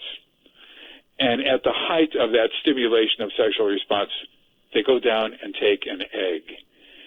I originally thought, and I wrote in Secret Life, that they were interested in human sexual response. That's what they were testing us. They were experimenting. They were interested in human sexual response. And the answer to that is they have no interest in human sexual response whatsoever, other than in some way it facilitates their taking of eggs. And I don't know how that is done. I don't know how that facilitates it, but that's what they do. I learned how to ask that question. Well, I know it certainly facilitates the impregnation process in the human world, so I'm not really surprised at the way you're seemingly describing it. It is connected. I mean, come on. That kind of behavior, sexual stimulation, is used in the whole process of reproduction, so why wouldn't it be part of it? It makes absolute sense to me. Well, but eggs are released from the ovaries regardless of intercourse. Yes, I know. So, but that's why all I can do is say it facilitates them. Now, I was once told, or read an article about cows, and in sexual intercourse, I hate to even say that with a couple of cows, it does in fact stimulate an egg release with cows, but we're not cows, so I have so many cases of that, literally hundreds, that you know that they're doing it for a reason. They don't care one bit about sexuality. It makes sense to me. And even your reference to cows makes sense to me in view of the history of what they have done that we know about. All right, every line is full. Everything is ringing. We have so many people who want to talk to Professor Jacobs, and we'll try and get you all. Really, I'm going to lay heavily into the phones.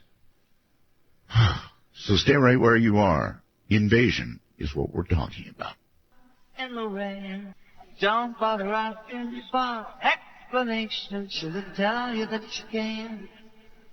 In the air of the car. The clock strikes 12, and Midnight in the Desert is pounding packets your way on the Dark Matter Digital Network. To call the show, please direct your finger digits to dial 1-952-225-5278. That's 1-952-CALL-ART. And I'd like to add, we have a first-time caller line.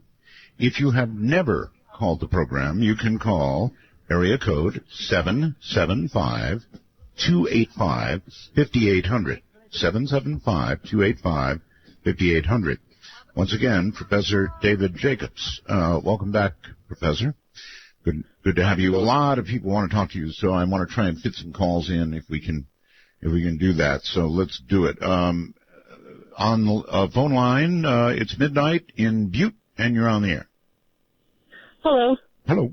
This is Lucy in Montana. Yes, ma'am. I had a question about, well, there's some researchers like John Steele and Jack Vallée who don't think that the UFO phenomenon is necessarily extraterrestrial. Right. And their research has kind of led them to think that it's been around all throughout history, but it appears in different guises, and it's deceptive and reflective. And so it changes to reflect back the material to support the beliefs of investigators. And so my question for the doctor is, have you ever entertained the idea that maybe you're being used as a kind of tool by the phenomenon to push the extraterrestrial hybrid idea? Good question, actually. Cover up what it's actually doing? Okay. Professor? Yeah. Well, if that's the case, I wouldn't know it, I guess. And but the problem here is that what you have is a phenomenon where everybody around the world says the same thing, and they say it to different researchers as well. It's not obviously to me, but if this were idiosyncratic, if this was just coming out of their minds, everything would be different. But because it's all the same, you know that they're all having the same experiences, and some of them just are remembered outright and are not working with anybody at all, and it's still the same. The way I look at the world, I'm not like other people in that I just look at it sort of as a world where 2 + 2 = 4, and nobody is living in another world except of course our friends the aliens, but I just tend to look at it logically. I can't help but just looking for the logic in whatever they're doing or not doing. And I don't see them trying to fool me or trick me or make me think different things is within the way they think or act or do things. So you're correlating what you're saying with what is being learned around the world. Yeah, right, exactly. All right, caller, does that answer it for you? Well, there's one other thing. Just something about the logic part of it. I was thinking that it's a really unclandestine move to abduct somebody on their way to meet with you, of all people. But also, like with the pregnancy thing, with what we can do with cloning now, it seems like they would have figured out a more efficient way to get DNA from people than needing the egg thing and then to have them incubate it and then have to abduct them again. It's almost like they're doing it to draw attention to it, because they should, with such advanced technology, you'd think that they would be able to hide it better or to cover up people's memories better, because our government showed decades ago that they could cover up memories and make them not able to show up in hypnosis. And so if they figured that out, I'm sure that this civilization would have figured it out too. Okay. Right. Well, actually, the salient thing you're saying there, which has always puzzled us from the very beginning, was why do they have to come back to women and to men and keep getting, well, especially women, keep getting eggs all the time? Because what you've got is, a couple 100,000 follicles, of which only maybe 500 may actually become eggs. But they could take those follicles and just, incubate them in some way and make them into full-fledged eggs, and only have to do that to a woman once. Why wouldn't they? And the answer is we don't know the answer to that, but there must be some logical reason. The situation is that they don't tell us anything ever about what they're doing in terms of technology or experimentation or testing or anything like that. We have no knowledge of this. After all these years, after year after year after year of doing these for decades and decades, we still do not know what goes on during all the table procedures. Quite frankly, I don't care because I think I know enough. But I think it's mainly a neurological examination, and I do notice the neural engagement with the optic nerve. And one time they ran a flat object under a person's foot, and the foot flexed, and I recognized that as a reflexive test, But most of the other things they do, we have no idea what they do. And when it comes to technology, using technology, it's just zero. We have zero knowledge of the technology they use, the lights they use, the this they use, the that they use on people. And once again, if this were psychological, we'd know. People would just tell us what they are. But okay, Professor, I've got a question. We have mapped the human genome, right? Yep. It doesn't mean we know everything, but we've mapped it. Have we done enough to recognize an engineered change? There has to be an engineered change in every abductee for them to be able to receive, for able to talk telepathically. Being a telepath, being able to speak or hear telepathically is not part of the human condition. No, it isn't. And if it was, we'd live in a different world. And if only, as I try to tell people, if only 1% of humans in America or in any country were telepathic, were truly telepathic, we'd live in a different world. Well, if it's going to go the way you're suggesting it's going to be a pretty different world pretty soon anyway. Skype, you're on the air with Professor Jacobs. Hello. Is it me? Yes, you. Okay. Can you hear me all right? I hear you fine, sir. Okay, I've got two things, first for you and then for Professor Jacobs. On the mega structures. Yes. Everybody assumes that it's something between us and the star. But what if it's like a giant sunspot or something that's on the sun itself? Well, then they wouldn't be seeing the irregular dips in luminosity that they're observing. That's a whole, we're often a different, we need to talk about the story you're talking about, right, but not right now. Okay. I thought that you said earlier well, it's a big deal, sir. It's breaking news, and so is the Collider news. But we've got Professor Jacobs on right now, and I wouldn't put an invasion exactly down as, minor news. It's big, so what have you got? Right. Okay. For Professor Jacobs, King Tut, I saw a picture where he had a stillborn child, and to me it looked like the spitting image of a gray. And supposedly his father, I think it was Tutmosis or someone, was a very strange-looking guy. Had an elongated head, and then we've got the elongated skulls from Peru and South America. So you think they could have been working on this hybrid thing for a really long time? Okay. No, the evidence just doesn't go back that far. The thing is that if you keep creating hybrids, and you're doubling your efforts every time somebody gets married, and there's, eventually everybody's going to be a hybrid, it seems to me. I'm sure, I don't mean hybrid, I mean abductees. Eventually everybody will be an abductee if you keep doubling abductees just through marrying non-abductees.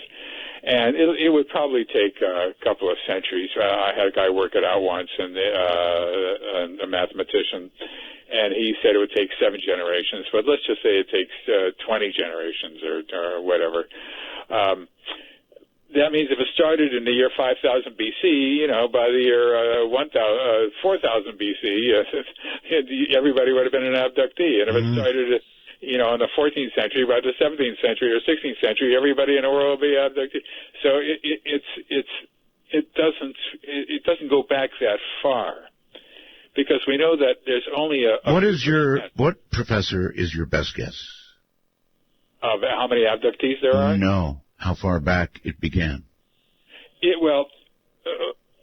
Bud Hopkins did a sessions with an older guy who was a kid in the 1920s and did an abduction event in the 1920s, plus a whole bunch of other ones when he was older.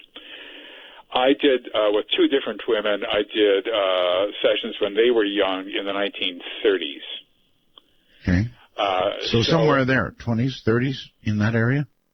When I was doing research for my dissertation in Jim and Cora Lorenzen's APRO headquarters in Tucson, I read a letter about a kid who was visiting his grandparents' house. His parents had brought him there in 1917.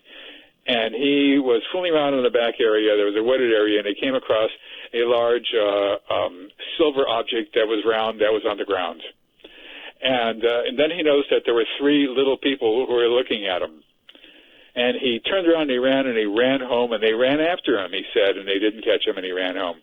Well, that's abductee speak. That's an abductee story. They were there for a reason. He was there for a reason. Something happened, and then he forgot what happened, and then he ran home. So yeah, I get it. So you're still guessing around the 20s or the 30s, early 1900s. Well, this letter this event took place in 1917, and the guy who wrote just said he just thought that they'd like to know. This was in the early 1900s. Early 1900s. And then I met people who had a family history. 3 generations of abductees were standing in front of me, as it boiled down to, at a conference I was at, and they talked about their great-grandfather who had this unusual experience with a family story. He, in some way, found himself in a dark area, a cave, they thought, and so he ran out, and then he, quote, fainted in a field, and when he woke up, there was a giant rabbit staring into his eyes. And this is a family story. And then there was the 1896-1897 mystery airship wave, which is sort of correlated to that, too. So that's why I say with not much certainty, but a little bit, we could say it might go back to the late 19th century, last quarter of the 19th century, and with more certainty to the teens and with a lot more certainty to the 20s and 30s and obviously to the 40s when everybody was starting to see UFOs all over the place. But and you have to remember, though, that the UFOs are basically, they're workshops. They're carrying aliens who are doing their work. We used to think that they're visiting, that they're... All right. Here's another question for you then. If it began in the early 10s or 20s or 30s, whatever, somewhere back there, how far through their agenda do you think they are now? Yeah, once again, I don't know that because I don't know how many people they started out with. My guess is that it was random. Or how many they need. Or how many they needed, but it is global. You have to keep that in your mind at all times. I will. Professor, also keep in mind we've got people wanting to talk to you globally.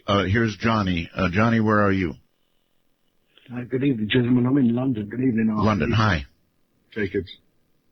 Hi, how are you doing? Good. I did read your book, and I recall back in 2000 the threat. But Professor Jacobs, do you recall in your book, The Threat, that you were taking a patient back in an hypnotic regression, and they stated that they were on the table on a UFO with a few grey-like beings around her, but also a tall, Ming-like human being that wore a skull cap and had beard, as in like Flash Gordon-looking sort of Ming. Now, I understand, though, that your regression, that this Ming being made it known to you that he was aware that you were regressing the patient's memory and that you were, in fact, being monitored, and he was aware of you during her abduction. Do you recall this incident, and can you elaborate on the details of what is being told you? I don't recall that. I'll have to go back and I haven't read that book in 15 years. I'll have to go back and look at that. But, however, if that happened, that person would have been a hybrid. And he might have known that the person who he was dealing with was working with me. And that would not be good. That would be bad. And I was, and probably telling her to tell me to stop it or something like that, or trying to get her to stop it. And that goes on quite a bit, actually. They all know that they figure out that the abductees who are working with researchers are security risks. They're the ones who are saying things that they shouldn't be saying. Right. They are breaking the bounds of secrecy. And so they get them to stop. Now, looking like Ming, you have to be very careful with abductees' testimony on how aliens look. They confabulate very easily. I once had a case where Abraham Lincoln showed up at a person's bedside, and he was Abraham Lincoln, and he had a beard, and he had his stovepipe hat on, and he was wearing a frock coat and all the rest of that stuff. And that's confabulation, because as we went through the events that happened to her, she realized him herself that was not Lincoln, that was just this gray alien. So you have to be a little bit careful with that, and I'll have to go back and look and see exactly what I said in the book. But knowing about people who are spilling the beans, right, who are security breaches, is something that they are always aware of. And because they look into this person's mind and they can see she's been talking to me or talking to another researcher. So far, it has meant very little. But when hybrids started coming down and moving in, security went sky high. I never saw anything like it. Nobody had ever said anything like what security was like once the hybrids were introduced into apartments and abductees were taking them to stores and this and that. And so it was a much lighter sequence of events years ago than it is now. All right, Professor, here we go again. First-time caller line, you're on the air. Hello, first-time caller. Hello. Yes, sir. Hello, this is Gary. Hi, Gary. Hi, I'm in Oakland, California. Yes, sir. And I have a question for Dr. Jacobs. Have you ever pondered the concept that maybe there is no grand design or grand scheme behind why the abductions themselves are happening, that maybe what really is going on is we are a stop along the line in a school curriculum where they show up, they do this thing to people, and they're graded? It's just like people being, going through a biology class and they have to dissect a frog or something like that. Well, I guess that there's a possibility of that, except that the phenomenon just keeps expanding and expanding and expanding in very logical ways. You get the sense that they've done this before, that we are. I asked the question in the book. You mean like on other planets? Yeah. Are we the very first planet ever to be taken over, let's just say, through hybridization? And I give reasons why that is not possible, that we are the first. Not possible. So there's more to it in the background that we don't know, but trying to put concepts in their minds that I haven't heard, it may be true. But well, I mean, if you really stop and think about it, Professor, if you wanted to create an empire in system and planet after planet after planet, this is exactly how you would do it. I actually address that a little bit in the book as well, that planetary acquisition might in some way increase their value. It benefits them in a geopolitical way. Of course, in the same way that every dictator has tried to take over the world. It's exactly the same psychology, and it also goes down the road of, well, they might not be the nice guys everybody hopes they are. Skype, Don, you're on the air. How's it going? Can you hear me okay? Fine, yes. My question for Mr. Jacobs, two questions actually. Professor Jacobs. Professor Jacobs, my apologies. These hybrids, I was curious to know, how human are they? Do they have any type of emotions? I mean, is it possible their human side could overtake their other side, and they could decide they want to be human more than whatever it is they are? And the second question is about DNA. I think you touched on it a little bit earlier about the genome. I was just wondering if there is any evidence or, anomalies with these hybrids, if they've done a lot of DNA testing, and your thoughts on that. Yeah, we've done no DNA testing with hybrids. That's the one thing. That's the holy grail. That's what we want. We want DNA. I got to have DNA. Please send me some DNA. The thing is, though, let's see, the first part of your question was what again? The hybrids, how human are they? Do you think it's possible they could want to be like us more than what they are? I also talk about that in this book, Walking Among Us, that I have. That's the hope that we have. But they might come out to be wonderful, happy, true Americans, just perfect in every way. There's one problem, though, and the problem is that they can control us and we can't control them. And as I keep saying, it makes us a second-class species. It's not like we're chimpanzees, but they're the first-class species, and we are below them. And therefore, they would get whatever they wanted from us, and we would not be able to do that to them. And that makes me, let's just say, uneasy.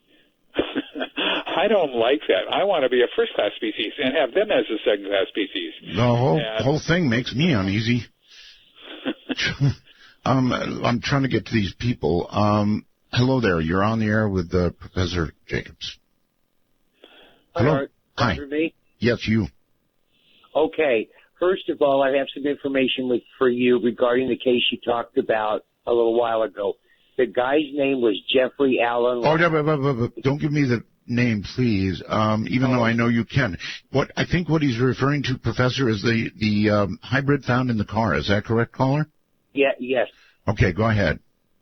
Other than giving me the name, tell me the rest of it.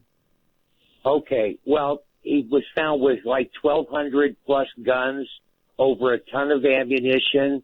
Oh, yeah. The person that reported the case left town and had her attorney contact the police. And for about a week and a half, there were several stories, and all of a sudden, there was nothing in any of the media in Southern California about it. Right. Okay, where does the hybrid part come in? He claimed to be an undercover alien hybrid secret agent working with the CIA. And this was in a note left behind? Yes.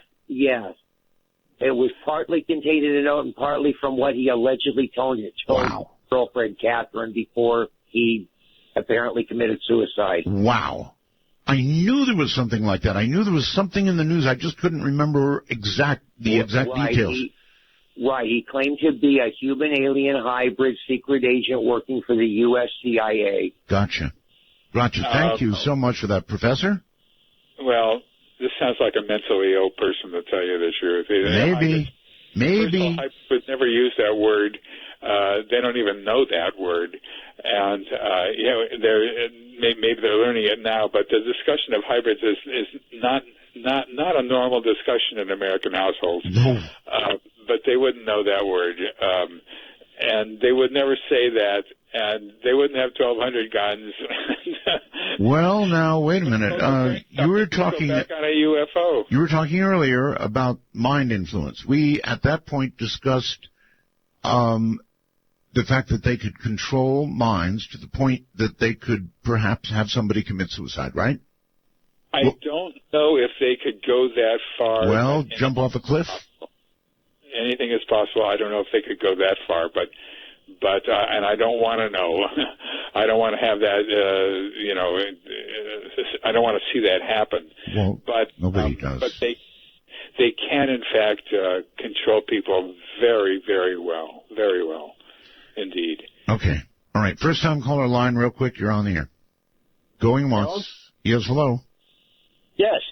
Hey, I was wondering if by any chance this could lead us to the mark of the beast. Okay, so the religious angle of it, Professor, the mark of the beast, 3 6s, all that stuff. Right. Well, this happens to people who are religious, people who are not religious, people who are ministers, people who aren't ministers, people around the world who have no idea what the mark of the beast is, and not only that, but the aliens themselves do not know religion. They don't understand it. They don't get it. Nor do they know music. They don't get music either. They don't understand it. Or all sorts of things that you would think would just they would know automatically, but in fact they have to sort of learn what it is. So I don't think it has any biblical implications. I think it's an entirely alien phenomenon. Well, maybe, but if they don't know music, I feel sorry for them. That is right. That's losing a lot. Mike on Skype, very quickly. Hello. Hi. Hi. Yeah, all right. Hello, sir. I've got a great insight here. Okay, you're not connecting well, so stay close to the mic. Okay. Your mind forgets when you sleep. I'm sorry, Mike. I'm not going to be able to hold the call. I appreciate the effort, but you're just not making it. Let's go to the phones real quick. And hello, you're on the air with Dr. Jacobs. Hello. Hello. Yes, go ahead. Hi from Iowa. Okay, Iowa. Hello from Iowa. This is John. And yes, I have John. a question for Dr. Jacobs. Fire away. Okay. They had an incident in Russia where there were a bunch of elites throwing a party, and it looks like the power went out suddenly, and when it did, a bunch of these people's eyes lit up. like their retinas lit up, and it so startled the guests that many of the guests took off as a result. And there was a band member who spoke about this later, and it's on a YouTube video. Yeah, I heard something about this. And just quick question, and then the other thing, I don't think that the theory of these entities interfere at all with blowing up the religious idea for the Christian Bible, because most of that stuff is mentioned that, if you take the creator aspect, that something created those entities as well. And apparently they do have an evil, abduction or sexual, some of the experimentations they do with children, including implants, would make their actions very, very evil and suspicious. And I don't think it's in conflict with the Bible at all. Professor? Well, once again, I keep out of all the religious arguments. And I get material about the Bible almost on a daily basis from people, and there are some parallels and this and that, but I just sort of stay basically to what people tell me about what's happening to them, and my job is to say what I pretty much think I know, and knowing full well that I could certainly be wrong about a lot of things. Well, what you think you know is already bad enough, Professor. Hold on. I mean, for us. So, personally, I hope you're wrong, but I have this nagging, weird little feeling that you might not be. Midnight in the Desert. I'm Art Bell. Stay right there.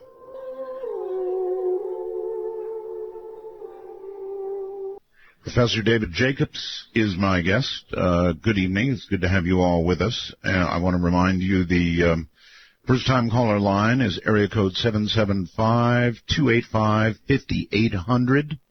The public line is area code 952-225-5278. And I want to remind the professor, not remind you, but inform you that a few days after I did the interview with you, maybe the next day, God, it was close, Doctor, I interviewed Nick Redfern, and I'm telling you, he laid out point after point after point to the point I've said, are you working with Dr. Jacobs? Are you aware of Redfern's work?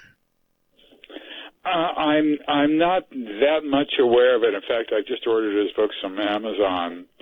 I know he does things with Men in Black, and I've never encountered that. Hybrids or hubrids would not wear black all the time. They would stand out. They would not be able to blend in. It would be bizarre. But I'd like to see what he comes up with. We'll be talking together at a conference. I think the International UFO Conference in Laughlin this year coming. Well, trust me, you need to talk to him. Yeah. Does he do hypnosis with abductees, or? Not that I'm aware of, but he's got a lot of information that coincides awfully closely with what you're telling me. So I just talk to Nick and let me know how it works out.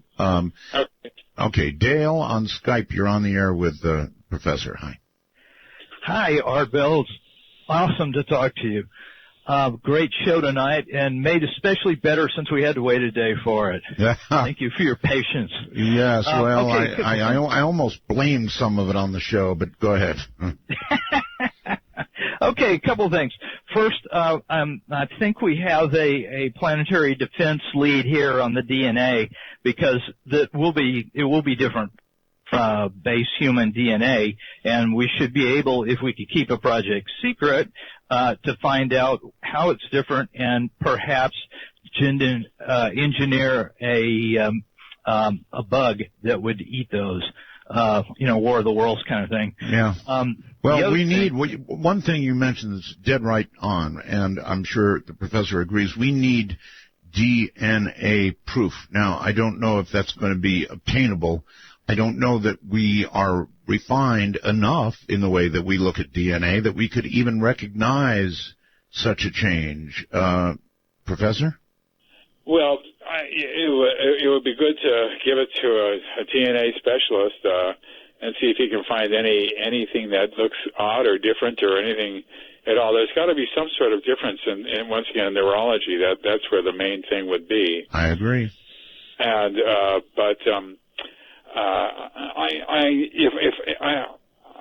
the problem here is that there's not enough people who are working on this subject to be able to do this. In other words, if we had 100 people who did abduction research, who were scientists and who knew what to do and who could go to a person's house after a session and find out, if the hybrid ate anything and wiped his mouth on a napkin. Good point.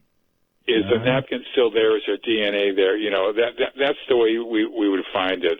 It seems to me, and I never even asked those things, of course, and it just you live and learn. You go along and things occur to you later on, and that's because there aren't a whole lot of people who do this kind of research, and everybody who does this kind of research, absolutely everybody, is an amateur, including me, and consequently, we need guidelines, and we need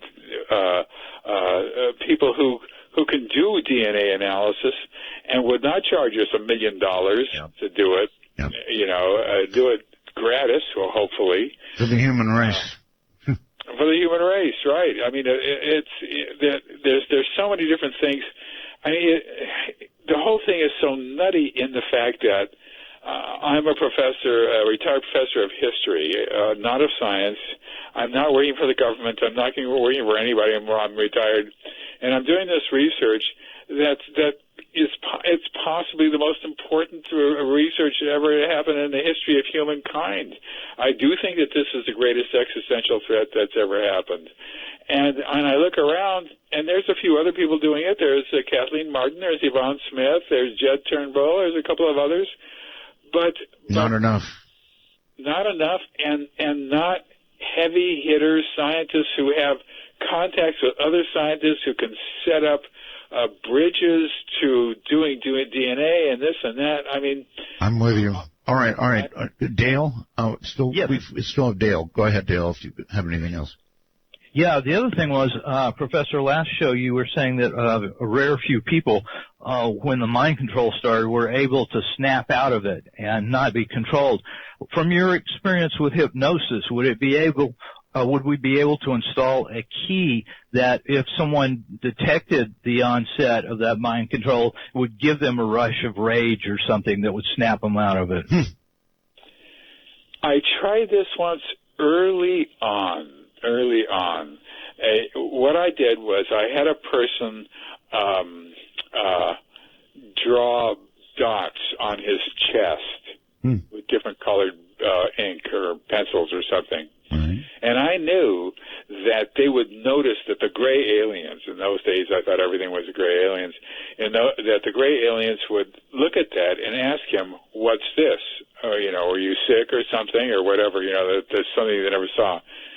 And that then would open his mind to ask a question that we had agreed upon. And it worked. They said, what's this? He remembered, oh, that's right, I've got to ask that question. And he didn't exactly snap out of it, but he suddenly was in a different mental state. And then he became frightened that if he asked the question, they would know that he was knowing what was going on, and he got scared at that, so he didn't say anything. What is that called, Professor? A post-hypnotic suggestion? No, because it was the dots were on his chest. Yes, I understand that, but the fact that he is reminded of that in a post-hypnotic state, yes, I didn't order him. I just said that this would probably, let's see if this works. Right. I wasn't giving him any post-hypnotic suggestions. Last about 15 minutes at most. That was the best I could do. I don't know what it's called. That's why I asked. Yeah, but I'm sure. Well, it's such an odd situation in that his mind is being controlled by these beings, but he. And I tried it with somebody else who who did manage to ask a question, and the question was this dumb, stupid question, which was, "Do you sleep?"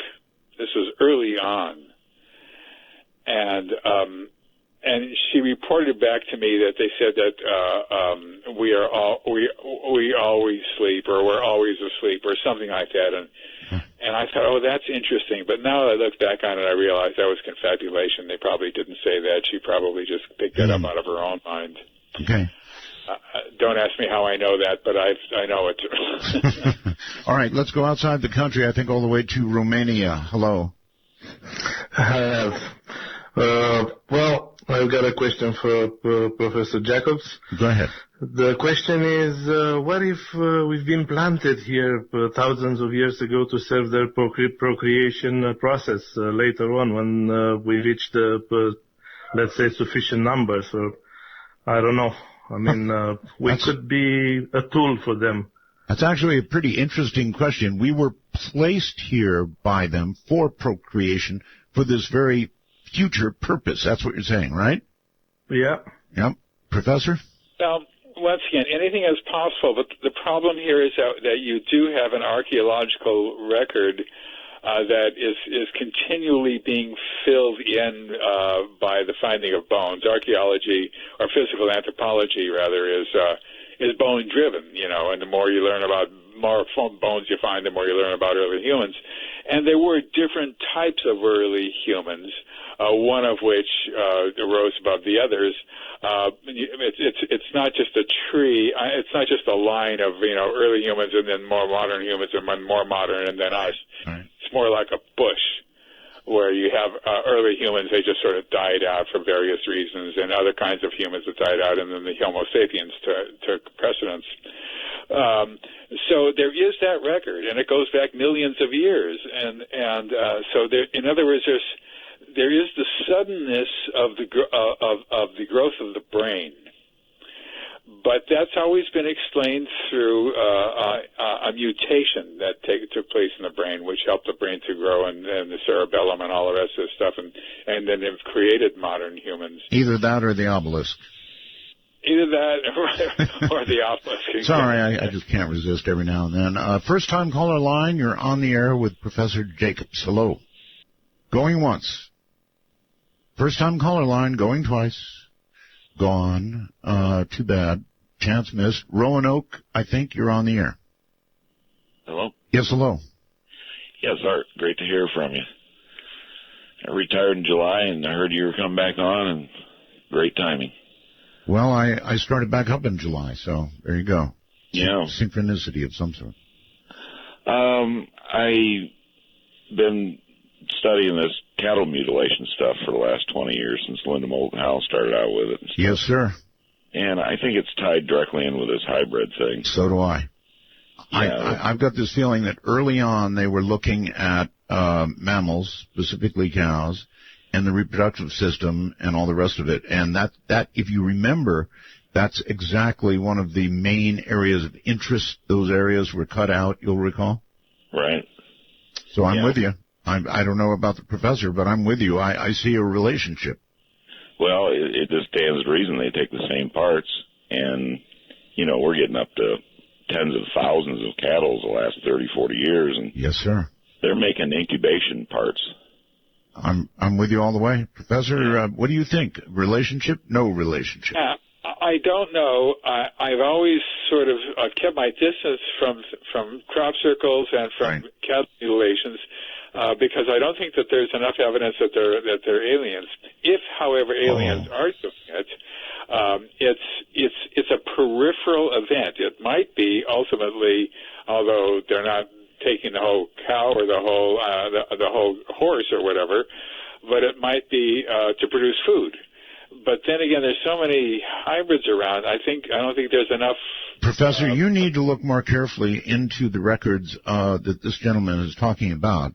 They specifically excised, in fact, surgically, Linda Moulton Howe really goes into this. The sexual parts of cows and the reproduction system, and it was done in a way that humans literally couldn't do it. And that's what this gentleman is referring to. It could have been early research into, I mean, just as we experiment on rats, right? Right, but it wouldn't be early research because abductions are already going on. Well, yeah. The whole program is already in effect. Right, caller. The hybrid stuff started in early '60s or somewhere in there. Or, oh no. I mean, the abduction started a lot earlier, but not the hybrid thing. No, the hybrids. Well, Professor, that's a good question. Actually, mutilations kind of started at the same time. Okay, all right. It is a good question, and as I said, Bud Hopkins first ran across it in the early 1980s, and so therefore it must have started earlier than that. And so it could have started at the beginning of the phenomenon itself, which might be the early 20th century or late 19th century.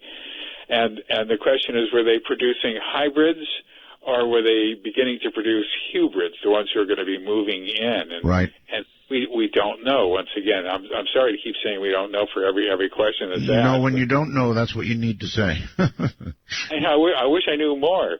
But the fact is, though, that it could be that they didn't start producing the ones who are moving in until relatively recently. Yeah. That is always possible. Okay. Very quickly, back outside the country somewhere. Hello, Mario. Hello, gentlemen. How are you? Australia, I take it. Yes, fine. Yes, that's right. I'd like to run a hypothetical for you. So let's just say tomorrow you get the DNA confirmation for yourself, and you find out what you're saying is 100% spot on. Knowing that they've been doing it for so long, and chances are they've probably infiltrated government, media, probably lots of different places. Agreed. Where does it leave us? What can we honestly do? Are you familiar with the initials SOL? Not off the top of my head. Okay, well, it may not have made it to Australia. In other words, probably not left in a good place. Professor? Yeah, there's really not a whole lot we can do. We're dealing with an advanced technological group, and we could try to bomb them with atomic bombs, but of course we don't know where they are, and the whole thing is when you have technology that requires invisibility, it's really tough to set the Army or the Air Force on them. There's not a whole, even if we find out, even if scientists figure out how to stop abductions, they might, because they're so technologically advanced, the aliens might find a workaround around whatever we do. All right, Professor, look, our show is ending. This could go on and on and on, and I'm assuming what you're documenting will go on and on and on, but your book is called Walking Among Us, and if people want to know more, that's what they should do, is get your book. In the meantime, we'll certainly have you on again, but my God, what a night. I really thank you for being with us. Anything else you want to plug or say before you go? No, just whoever wants to start doing this research, learn how to do it and do it. Help me. You definitely need help, Professor, and I mean that in the most scientific of ways. Thank you for being here. Again, it has been my pleasure. It's kind of a worrisome topic, kind of, very worrisome invasion. Thank you for being here. Thanks for having me. I really appreciate it. Good night, sir. Okay, that's it for tonight. We really could have gone on. My God, what a program. So, good night, everybody. All the time zones around the world. It's been a pleasure being with you, and I've enjoyed serving man. I'm sorry. Can't help it. Good night, everybody. See you tomorrow night.